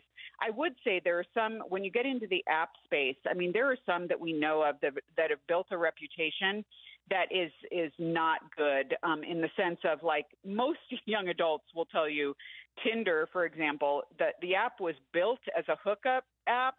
It still presents as that. And so, I mean, I actually know a couple Christians who are met and married off of Tinder. Wow. But it's like needle in a haystack. So it's like, why? That's what I always tell young adults. Like, why would you put all your eggs in that basket when you're basically going to have to wade through a pool of people that are there for a totally different reason? And so, you got to use wisdom in deciding where to go, how much you're going to, spend for it, and then obviously put other principles in place too. Well, and then on top of that, I think about, even older than we are, 100 years ago, essentially the options were very limited. You're in a small town. There's like 16 women in the case of a guy like me. You got to just pick one, It's the only option. It's got to create perhaps more complexity or even some sort of like paralyzation when you've got hundreds of potential matches, yeah? Well, And it does. And that's that's one of the big challenges of bringing dating into a digital space, because now all of a sudden you have options. You have too many options. And so it's like I often describe it as sifting through people's profiles like they're paint samples. Yeah. So it breeds a consumerism that is not healthy, nor is it biblical. I mean, for Christians, we should certainly have an antenna up about something like that, because it reduces people to just like a series of characteristics or whatever they're putting outward facing on a profile, rather than seeing these people as people who are worthy of getting to know and made in the image of God and all of those constructs. And so I think that's where you have to realize, like, man, I've jokingly said this, if you're in a church where, say there are like 30 single people, but everyone's online, and it's because, well, I've examined all the women who are in my sphere here at church or in my small group, but I'm not really into any of them. So surely my soulmate is in Boca Raton, Florida. So I'm going to go online and probably meet her there, and that's going to work out. And it's just like, it's crazy making, because it's like, what are why do we think that the elusive, what else is out there, or are my chances better elsewhere? Why do we think that would be any better for us? Well, yeah, and if I were to imagine my wife and I way back when we started dating, I'm not certain she and I, if we had online profiles or whatever, would have picked each other. Right. Exactly. Or even been matched together. Right. Based on, whatever the 10, algorithms are that they put out there to make people compatible. Yeah. No, it's ridiculous as far as what we think we need versus, what it looks like when we actually go after that. All right, so you're listening to Mornings with Brian here on WCRF. Our guest is Lisa Anderson, and she is director of Boundless and Young Adults at Focus on the Family, host of The Boundless Show and The Boundless Show podcast. We'll get to more of her tips for staying safe for those of you dating online in just a couple moments. If you have at least 10 years of experience in education administration or enrollment, please listen.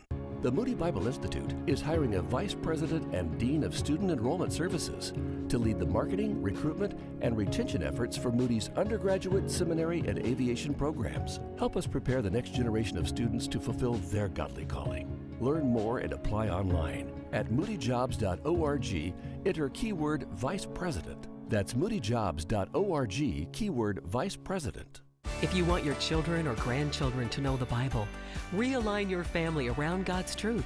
Starting now, the Today in the Word devotional will provide you with a free family Bible study lesson every month. Created by students at the Moody Bible Institute, these learning activities help children better understand God's Word. This month's study of Genesis helps your children understand what happened in the beginning. Download your free family study right now at todayintheword.com. Memorizing Scripture. You have the desire, but it just seems too difficult to do, right? Well, in Glenna Marshall's latest book, Memorizing Scripture, you'll learn the basics, blessings, and benefits of meditating on God's Word. She'll help you incorporate Scripture memory into your busy daily life so you can be prepared with what you need to share the gospel, to fight sin, and to encourage others. Get your copy of Memorizing Scripture at moodybooks.org. moodybooks.org. Prayer. It's the bridge between your panic attack and the peace of God that passes all understanding. If you'd like our staff to pray for you, email your request to prayerworks@moody.edu.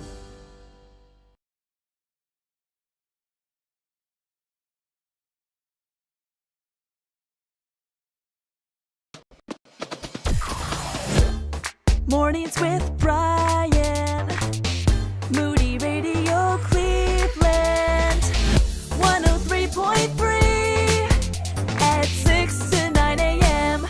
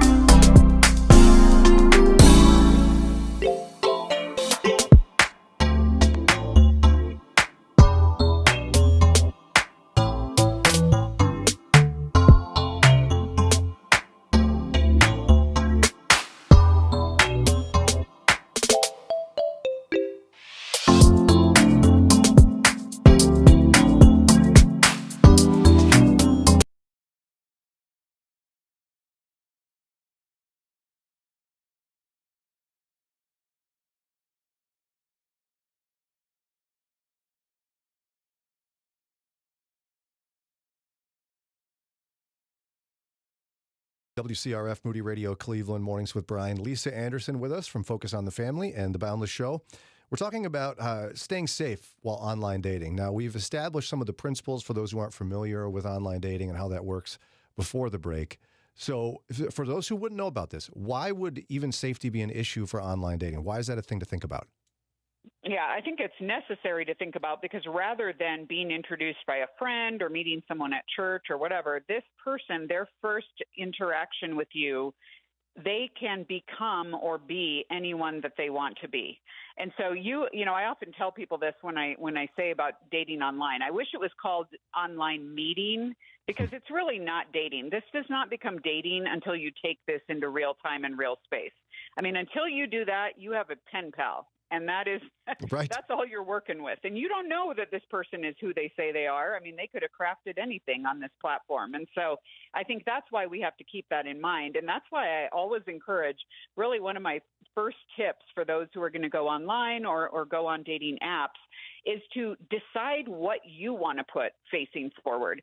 And I say to Christians, be as explicit as you can. I mean, if you are on an online site and they give you the option to, in an essay format, talk about yourself, you put your entire testimony on there. I mean, you say everything you need to say about your faith. You cut out the clutter. Too often we try to play both sides and be like, well, I don't want to be too crazy or give too much information because that people will weed me out. Well, good. I mean, that's the whole point. I mean, why waste your time with people who are going to read a profile about how your faith is so important to you and say, oh, well, I'm not into that. Well, good. Okay, now that's information and you can act on that. So lead with your values and lead with the information that really is going to kind of cut to the chase and attract people who might be, valuing faith and other things as much as you do.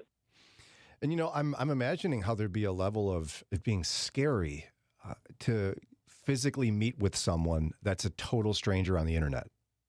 Yeah, exactly. And that's why I say there is some time in play for where you are going to only communicate electronically because you need to find out some things first. And so some apps and sites provide these kinds of questions for you to kind of get down to the nitty-gritty on a few things, at least initially. A profile will allow you to do that as well. But that's why I often say this is a great opportunity to get some values questions out there as well. Like I know some of the online dating sites will give you these like multiple choice or kind of prefab questions that you can put out. You select 5, whatever. When I was in that space, and like I said, I've been an online dater in a few different seasons. I remember I always chose one related to, let's just be honest, premarital sex or anything along those lines. Because, Brian, I'm not even kidding you, I could cut out about 75% of the guys I was talking to based on that question alone. I bet. Because I would get responses like, well, of course, if you're in a committed relationship or if you're really into each other, if you're not dating anyone else, or, maybe at some level, some guy would say, well, after engagement, of course. But, it was just shocking to me how many self-described Christian guys would cave on that question alone. And so, again, you're just gathering information that's giving you a good spot to be like, I need to find out about this person before I even want to invest the time and energy in taking it offline into something else. And see, that's not where I thought you would start, but you're right. You almost have to scare away those where you're not compatible based on your faith in Christ to stay safe. Right. Yeah. You just do because it has just become, like I said, people are becoming very skilled at becoming something else when they get to be behind a screen. And so we see that on blogs. We see this on social media. We see this, obviously, anytime you're entering a political landscape or where people are arguing certain points. So you just have to know who you're talking to. And again, I don't want to say that to be scary for people, especially women who are like, well, then I just need to not be online at all. Again, we can go into now a couple things that are going to help keep you a little safer when you decide to take that plunge and be like, okay, maybe I can get to know this person or at least give it a chance. Sure. Okay. So then do you recommend, do you start with like a video chat before you meet in person, or do you just meet for coffee? Like what are your tips here? Yeah, I think you can. I mean, I again, here are a couple tips that I think are going to be helpful for kind of getting started in this space. The first is when you are on an app, specifically the app, sites don't necessarily have this, but a dating app will have location services attached to it. Always turn that off because that is going to give this person your exact location. So that's just something, sometimes it's defaulted to being on. So you want to make sure you turn that off because, again, you need to stay safe. You need to know that like you're going to meet on your timetable and your terms. And so turn those off. Secondly, don't spend too much time chatting in the app. And so this is where I say, you know, again, you want to get the information that you need to take this into real time and real space because you will be disappointed if you've done this now for a month or two and this person turns out to not be who they are. So make sure that you do that. However, that said, I encourage getting out of the app and directly into that coffee shop or into that space. A lot of daters make the mistake of going into another platform. Like Snapchat is notorious for this. They'll go in and all of a sudden it's like, okay, well, let's snap, let's do that. But that introduces another whole level of them being able to find you, them being able to be in your space, them being able to get personal information. And so don't take it into some other platform and do not, before meeting them necessarily, I mean, again, there are some parameters here, like if all of a sudden you find out you have mutual friends or you find out, oh, you're at a plant of my church or whatever. I mean, there's that. But you don't really want to give out like your phone number. You don't want to start texting. You don't want to tell them where you live. Some of that should be assumptive, but it's very easy to get lulled into this trust of a person when you're chatting back and forth, sharing commonalities. And so you really don't want to take that into that space. If you can start in that kind of with those things in place and realize that you're not going to be giving up a lot of information about yourself, you're not going to tell them where you are, you're not going to give them, kind of that kind of stuff.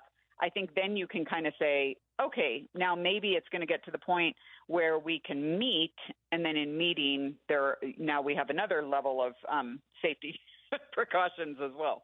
No, that's super good advice because I think it'd be so easy to fall into the trap of giving away too much personal information too soon. So it sounds like you're saying, why not almost, I don't think rush is the right word, but if they pass the screening within the app, get together in person, and that's going to be the next level of measuring if you're safe. Right. Make something in person happen, because the more you stay online, the more you're going to be tempted to give up more capital. So whether or not that's specific information about yourself, whether that's emotional connection. I mean, I even remember, and Brian, I'm super sensible. Yeah. I say that tongue in cheek because I would say I'm a sensible person.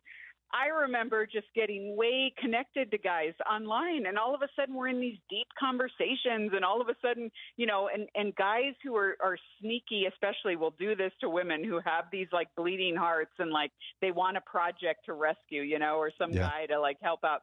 And all of a sudden it's like, oh, I'm so sorry you have that terrible relationship with your brother. I'm so sorry you had this bad thing at work. And just all of a sudden you're becoming way emotionally connected. And the more emotional connection you end up having with a person, when it becomes, you decide to move this into real time and real space, you're going to be a lot less objective in looking at criteria from that point on. Well, some great advice again this time from our friend Lisa Anderson, Director of Boundless and Young Adults at Focus on the Family. And again, host of the Boundless Show. If folks want to learn more about your ministry, Lisa, how do they do it? Yeah, they should just go to boundless.org, and there they'll find our blogs, they'll find articles, they can find the full version of our show, as well as all of our social media, and get part of the conversation. And of course, listen Saturday afternoons to the Boundless Show right here on WCRF as well. Thanks again, Lisa. Thank you so much. This is FEBC Today with Ed Cannon, the president of the Far East Broadcasting Company. And a number of years ago, we went to Manila in the Philippines. I was amazed at the ministry of FEBC there. Can I tell you a little bit about the history, Wayne, how we ended up in Manila? It was kind of an accident. Actually, FEBC at the end of World War II had the strategy to go into China and broadcast to the people of China. We started building FM stations in the country when the Communist Revolution hit, and we all got kicked out. We had absolutely no idea what to do or where to go, but we stumbled across the Philippines and started building a shortwave tower, which was the beginning of FEBC's history. We've continued to broadcast in the Philippines since then on FM radios with the purpose of changing people's lives through the gospel of Jesus Christ. And we know it's working. Here's just one piece of evidence. Since high school, I've been listening to FEBC. Your station is the one that introduced God to my father, who was then suffering from asthma. Because of what he heard on the radio, he was finally convinced to give up all of his vices. It sounds like because the father gave up his vices and turned to Christ, the son also began listening to FEBC radio. That's one of the things that we love the most about the power of radio. Not only that shortwave radio could be in Manila and broadcasting to China, but it has the power to speak into people's lives. Continue to pray, will you, for our broadcasters, that their message will be heard and turn them to the only hope of the future, the gospel of Jesus Christ. To learn more about our ministry in the Philippines and nearly 50 other countries, go to our website, febc.org. And we're excited about our weekly podcast with Ed Cannon called Until All Have Heard. Listen when you search for Until All Have Heard on Apple, Spotify, and other podcast platforms. You know, it's true. Difficult times have a way of focusing us. We have to think about what matters most when it comes to our spending, our health care. This is why so many people are joining MediShare right now. MediShare is a trusted way to save up to 50% on your monthly health care costs. More than 400,000 people have already made the switch. It's pretty obvious why, too, especially now during this challenging season with healthcare costs and out-of-pocket expenses going up. MediShare can save you a lot of money. The typical family saves $500 a month. MediShare works, too. It's been around for 30 years. Members have shared more than $5 billion of each other's bills. There are different options to choose from to fit your budget. I'll give you the number here in a second, and if you call, you can get a price within 2 minutes. Maybe now is the perfect time to make the switch and start saving. Here you go. Call 877-58-BIBLE. That's 877-58-BIBLE. 877-58-BIBLE. Bringing Northeast Ohio and Western Pennsylvania closer to Christ one conversation at a time. It's Mornings with Brian on Moody Radio, Cleveland. 8:34. Guys, did you get your ticket to the men's conference? If not, I shouldn't ask, but I will. What's your problem? Yeah. That's where all the cool guys go. Ron's going to be there. Mm-hmm. And he got figgy with it today. Yes, I did. If you don't know, ask somebody. So get your tickets. It's Saturday, March 2nd, Canton Baptist Temple. And it's going to feature Dr. Nick Gatsky, Dr. Mark Jobe, a bunch of others. Ron will be there. Lauren and Daria will be there, even though they're not men. It's going to be awesome. Text the word WALK to 440-546-2255. Text WALK to 440-546-2255. Also, the live stream is a thing. You can watch the show either live right now on YouTube and Facebook Live, or you could watch it later if you wanted to. Go back, watch it with your friends or your mom. I don't care who it is, but you could. Just text the word live and we'll get you connected live to 440-546-2255.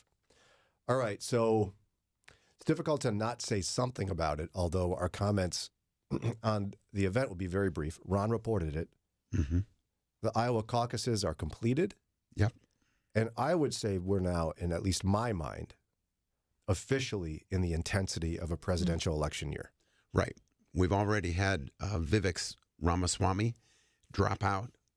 He was a distant fourth and pulled the plug on his campaign. So it's down to 3 major Republican candidates now.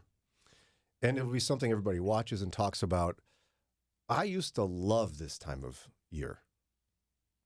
I actually would love, there was years ago, I started at Moody Radio in 2008, and as I worked my way in on air, like we'd have some robust, great discussions about stuff that wasn't partisan, but was more explicitly like naming candidates, talking about issues. Mm-hmm. And it was, I thought, thoughtful. People would make amazing comments and really insightful ideas. Those days are so far gone, I can hardly remember them. Yeah. Like, not that many candidates have nuanced opinions on things anymore. No, but I could be on a Christian radio station and ask people to think honestly, fairly, and critically about ideas from even someone they don't agree with in politics. And people could be thoughtful and gracious. I'm sorry to say that even though some people can, there's a lot that can't. Right. And so, I mean, Ron, you and I have even had to change over the years and how explicitly we talk about this. Right. Now, we haven't changed in our position, and here's my caveats for you. We are nonpartisan. The Moody Bible Institute expects us to not take sides politically. There's FCC rules related to this. And our station, WCRF, doesn't want us to be and asks us not to be partisan. We're not going to pick a side or tell you who to vote for, who's better or worse. We're not going to do it. And personally, I haven't asked each of you individually, some of the newer folks, but here's my position. I don't want to be partisan. I'm not interested in being partisan because I'm so in love with Jesus that I really only care if my life conforms to him, not some party.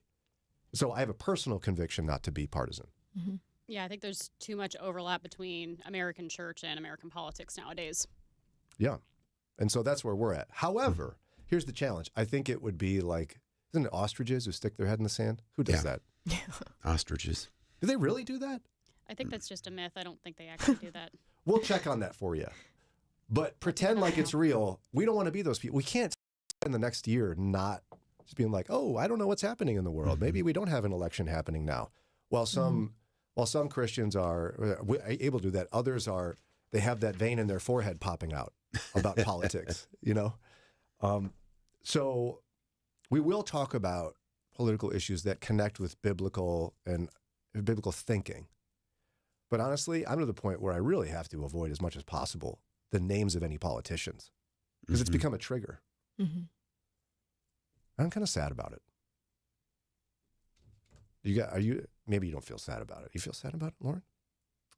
I'm sad that it brings up so many negative emotions in people and that people can't have discussion and discourse without getting so riled up. That's sad.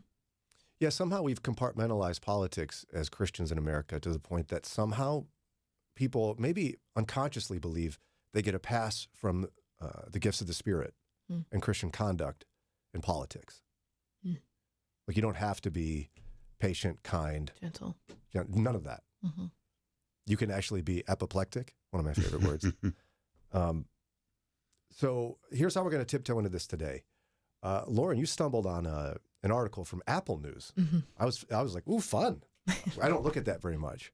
And they did a summary of an article or of a podcast. There's a podcast called Apple News in Conversation. And this particular one was about politics and evangelical Christian faith. Hard to resist. So on my drive home yesterday, I listened to it. And I also went through this article. And I want to chat through it a little bit because what they tried to do in Apple News in Conversation is figure out how did politics and Christianity, evangelical Christianity in America, become so like almost indistinguishable to some. I mean, it's a weird phenomena. Correct me if I'm wrong, Ron, but when I remember growing up in the 80s, I remember my parents brought a little black and white TV when we went on a trip once to watch the presidential debate. But I don't remember all the venom and I felt like it was a little more civil back then. Or is that just childlike eyes? No, I think it was more civil. And Christians were less, I don't know, loud about it? Maybe. Yeah. But there was a period in the 50s where the fear of communism, the Red Scare, was sweeping across America. And so if your politics leaned in the direction of communism, then you were a commie and you could not be a Christian. And of course, because communism was atheist, then Christianity, you leaned as far the opposite way as you could because you didn't want to be atheist. You wanted to be godly. Right.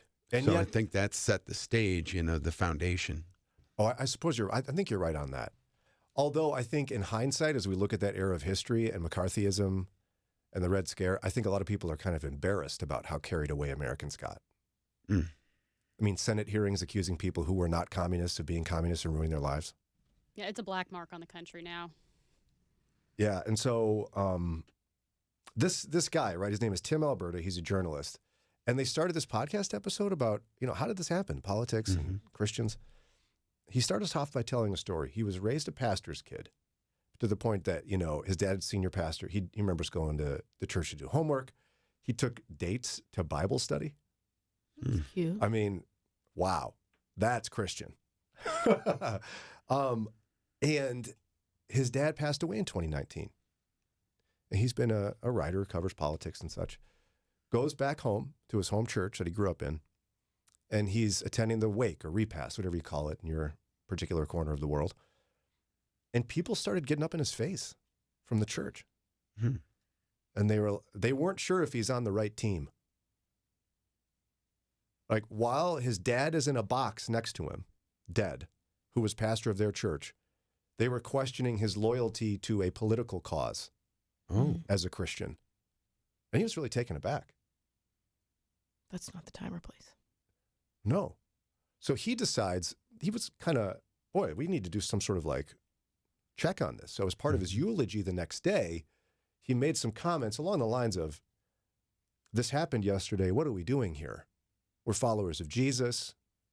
We need to be committed to, Christian unity, da-da-da-da. And he said the reaction was even worse. Wow. Now, this doesn't happen in every church, but it certainly is happening. No wonder the guy went and wrote a book as a journalist called The Kingdom, the Power, and the Glory, American Evangelicals in an Age of Extremism.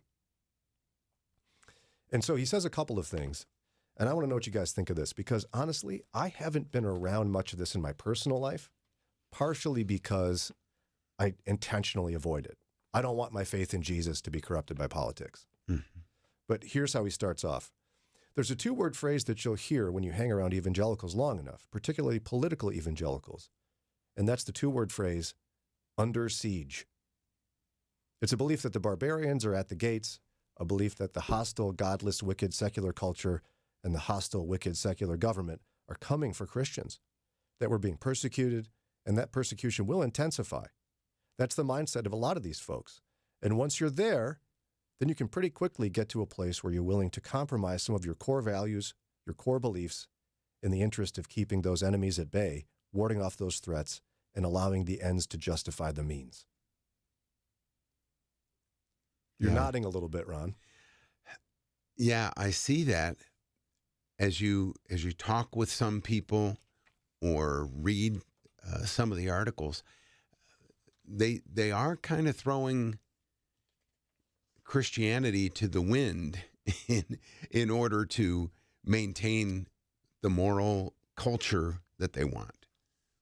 And it doesn't line up with biblical Christianity. Jesus didn't rail about Caesar. He didn't, go, call down fire from heaven on the Roman occupants. He basically kind of ignored them and went about how you live your life. Yeah, and call me crazy. The scripture says Jesus is the same yesterday and today and forever. Like Old Testament God, same. Who created the world. New Testament God, same. Personified in Jesus, who we know as the gospel indicates, was born a virgin, lived a perfect life, died on our behalf to pay the penalty we deserve for our sins, and rose again and conquered death. And if you just put your faith and trust in him, you'll be saved, right? So that Jesus should feel the same and look the same if you had a time machine and you could travel to any era of history. It doesn't matter if you're living in Muslim-occupied Spain, in the Muslim expansion, the Crusades in Italy, in the Middle East. If you're living in the time of the Protestant Reformation or the American Revolution, wherever you are, like that, Jesus doesn't change. He's the same. Right? Yep. And so logically in my mind, that means that if we suddenly associate Christian faith deeply with American political ideology, it doesn't work. Like you have to be doing something wrong. It's just as incompatible as it would be with Elizabethan England. Like you couldn't melt Christianity with Queen Elizabeth I in that area, or in that era of history, or the Crusades, or the bubonic plague. Okay, so call me crazy. Go ahead. Tear it to shreds. Brian, you're a dummy. No, I think you're onto something. Now, doesn't mean that we don't, if you're a Christian in Elizabethan England, that you don't use proper decorum when the Queen's around, or not participate in voting for parliament members. Like in here, it doesn't mean you don't vote, exercise your rights, do all that. Sure. But your love for Jesus and the gospel should be so big, and your dedication to your citizenship in heaven should be so a part of your DNA that you care about America, but not all that much. Whoops. Uh-oh. Somebody going to punch me? Not me. Besides, I got glass between us. Was that too extreme, though? Care about it not all that much? No, I think you're right. I mean, we are just, there's nothing wrong with being proud to be an American, but I think we're way too proud. This country, in the grand scheme of things, is very insignificant for the amount of time that humans have been alive, certainly in the span of how long God's been around. We need to keep the first things first, and that doesn't mean we don't care about things of the world, doesn't mean we don't care about politics or our country, but they really don't matter in the grand scheme of things. And I mean, don't get me wrong. Yesterday on my drive home, I was legit listening to Ray Charles' rendition of America the Beautiful, because it's so good. I love 4th of July, all that business. I love America, but if I compare it to my love for Jesus, it's almost microscopic. I don't know, like I'm sad, scared, angry, all the things. I'm kind of afraid of where the country is headed, because here's the thing. People don't like this either. If I were to say something like, if America fell apart tomorrow, the gospel's unchanged. True. I mean, if it all went like a zombie apocalypse movie, the gospel's the same. My faith in Jesus unchanged. My job as a Christian unchanged. This guy, what is he? I almost said politician. He's not. He's a journalist. Easy for me to say. Tim Alberta, he went on to describe where he thinks everything took a steep turn to extremism in the Christian church. Is he right? We'll talk about that in just a minute. You don't have to put your life on hold to get your degree from Moody Bible Institute. Moody offers flexible online classes that feature a unique ministry-focused education. Study the Bible and theology anytime, anywhere. You'll benefit from the world-respected faculty and a connection with classmates from around the globe.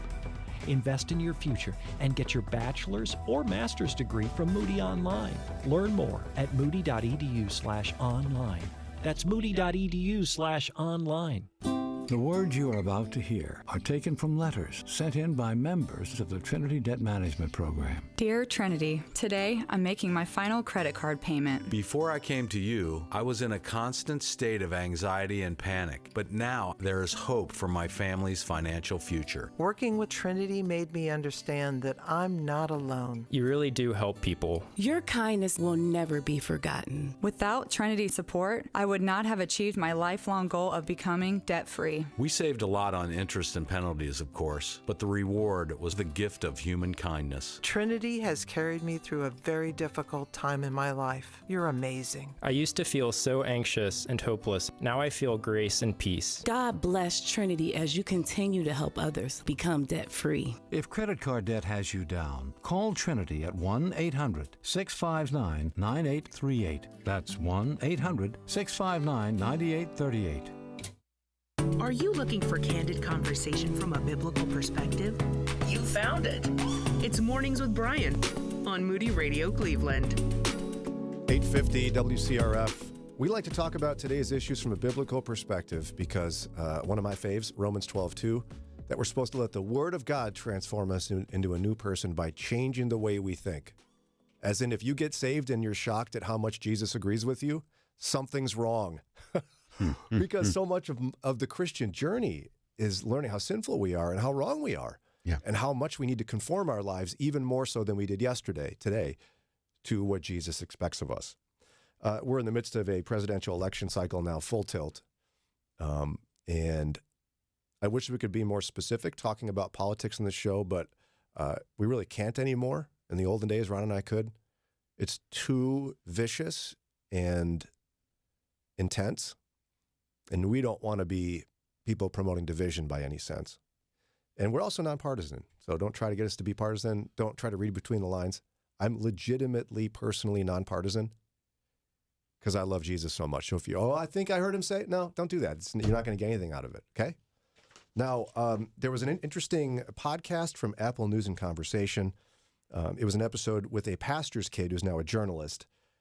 And they were interviewing him about his book, The Kingdom, the Power, and the Glory, American Evangelicals in an Age of Extremism, trying to figure out how evangelical politics or evangelicalism in politics became so indistinguishable. Because for some people, it is. And that's a dangerous thing. So here's his theory. I want to know what you guys think. He says, when historians look back at this period to try to understand this great realignment happening within American Christianity, I think they're going to zero in on COVID-19. The reason I say that is because for tens of millions of evangelical Christians who had spent decades marinating in this sort of end times prophecy that we talked about before the break, like they're out, the government, the world, they're out to get Christians. It's time. That apocalyptic rhetoric around the government is coming for Christians. The arrival of COVID-19, and more specifically the orders from a lot of blue state governors to close down houses of worship, that was almost like a prophecy being fulfilled. It was a sense of, okay, we've been warned about this day.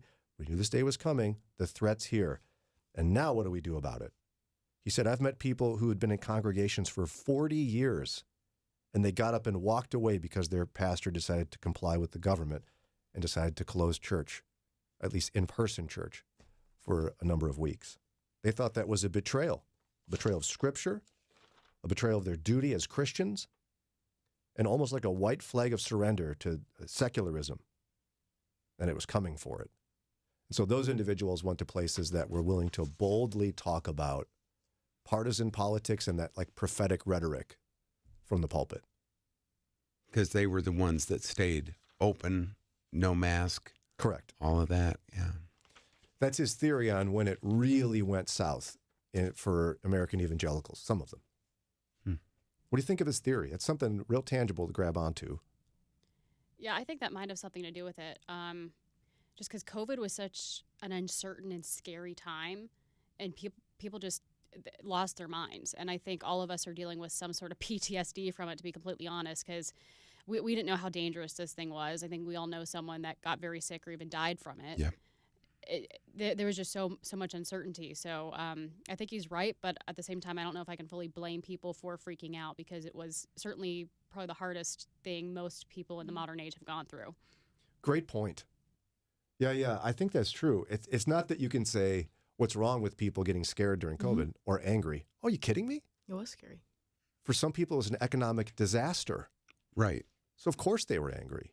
If you weren't in an essential, quote unquote, job, you may have been stuck at home, not able to draw a paycheck. I was fortunate, both my jobs, essential. So COVID was no difference in my lifestyle. But for a lot of people, it was a big difference. I just want to make note for the ladies on the team that are new to us. Ron and I are essential workers. I actually worked, I was in home health care. I was also an essential worker. That was a different time in my life. I had my neighbors in Broadview Heights are so great. One of them was a construction worker. One was a police officer. And I'd be like, hey guys, look at us. We'd be 6 feet apart by a fire. Look at us, essential workers hanging out. And they would give me the dirtiest look. So yeah, I felt like it was going south before that a little bit. Yeah, I think there was it was bubbling under the surface. And I think COVID just was the thing that burst it, because people were scared and people were stuck at home watching news, reading Facebook, scrolling all day long, and just kind of continuing the cycle of fear. 2 o'clock, you know, in Ohio, you set your watch. That's when DeWine and right. Amy, whatever her name was, would give an update, and then you'd watch the evening news where Trump would be talking about the State of the Union. We all watched and consumed a lot of media. Yeah, and so you're just sitting and watching scary things over and over and over again. And so there's a sense in which that the entire church, you're saying, they were experiencing something traumatic in a country that life's pretty comfortable. That would, in a sense, put pressure on their faith life. I think so, yeah. And so I heard a pastor say once, life is like you're a bucket that's totally full, and when it gets bumped, what spills out is a measure of your spiritual health. So, and you're right, Dari. I think it's understandable that people got angry and scared. What are we as Christians to do when things are scary or we get angry? Like, I think that's the core question for us, because this will happen again. I mean, and it's happening now. There's people who are scared about the next election. There's lots of reasons to be scared in life. It sounds trite, but pray more. And I'll be the first to admit I don't do that enough when I'm faced with uncertain times. Yeah. Imagine being a Christian in the first century when your faith could get you tossed into the Colosseum to be eaten by wild animals.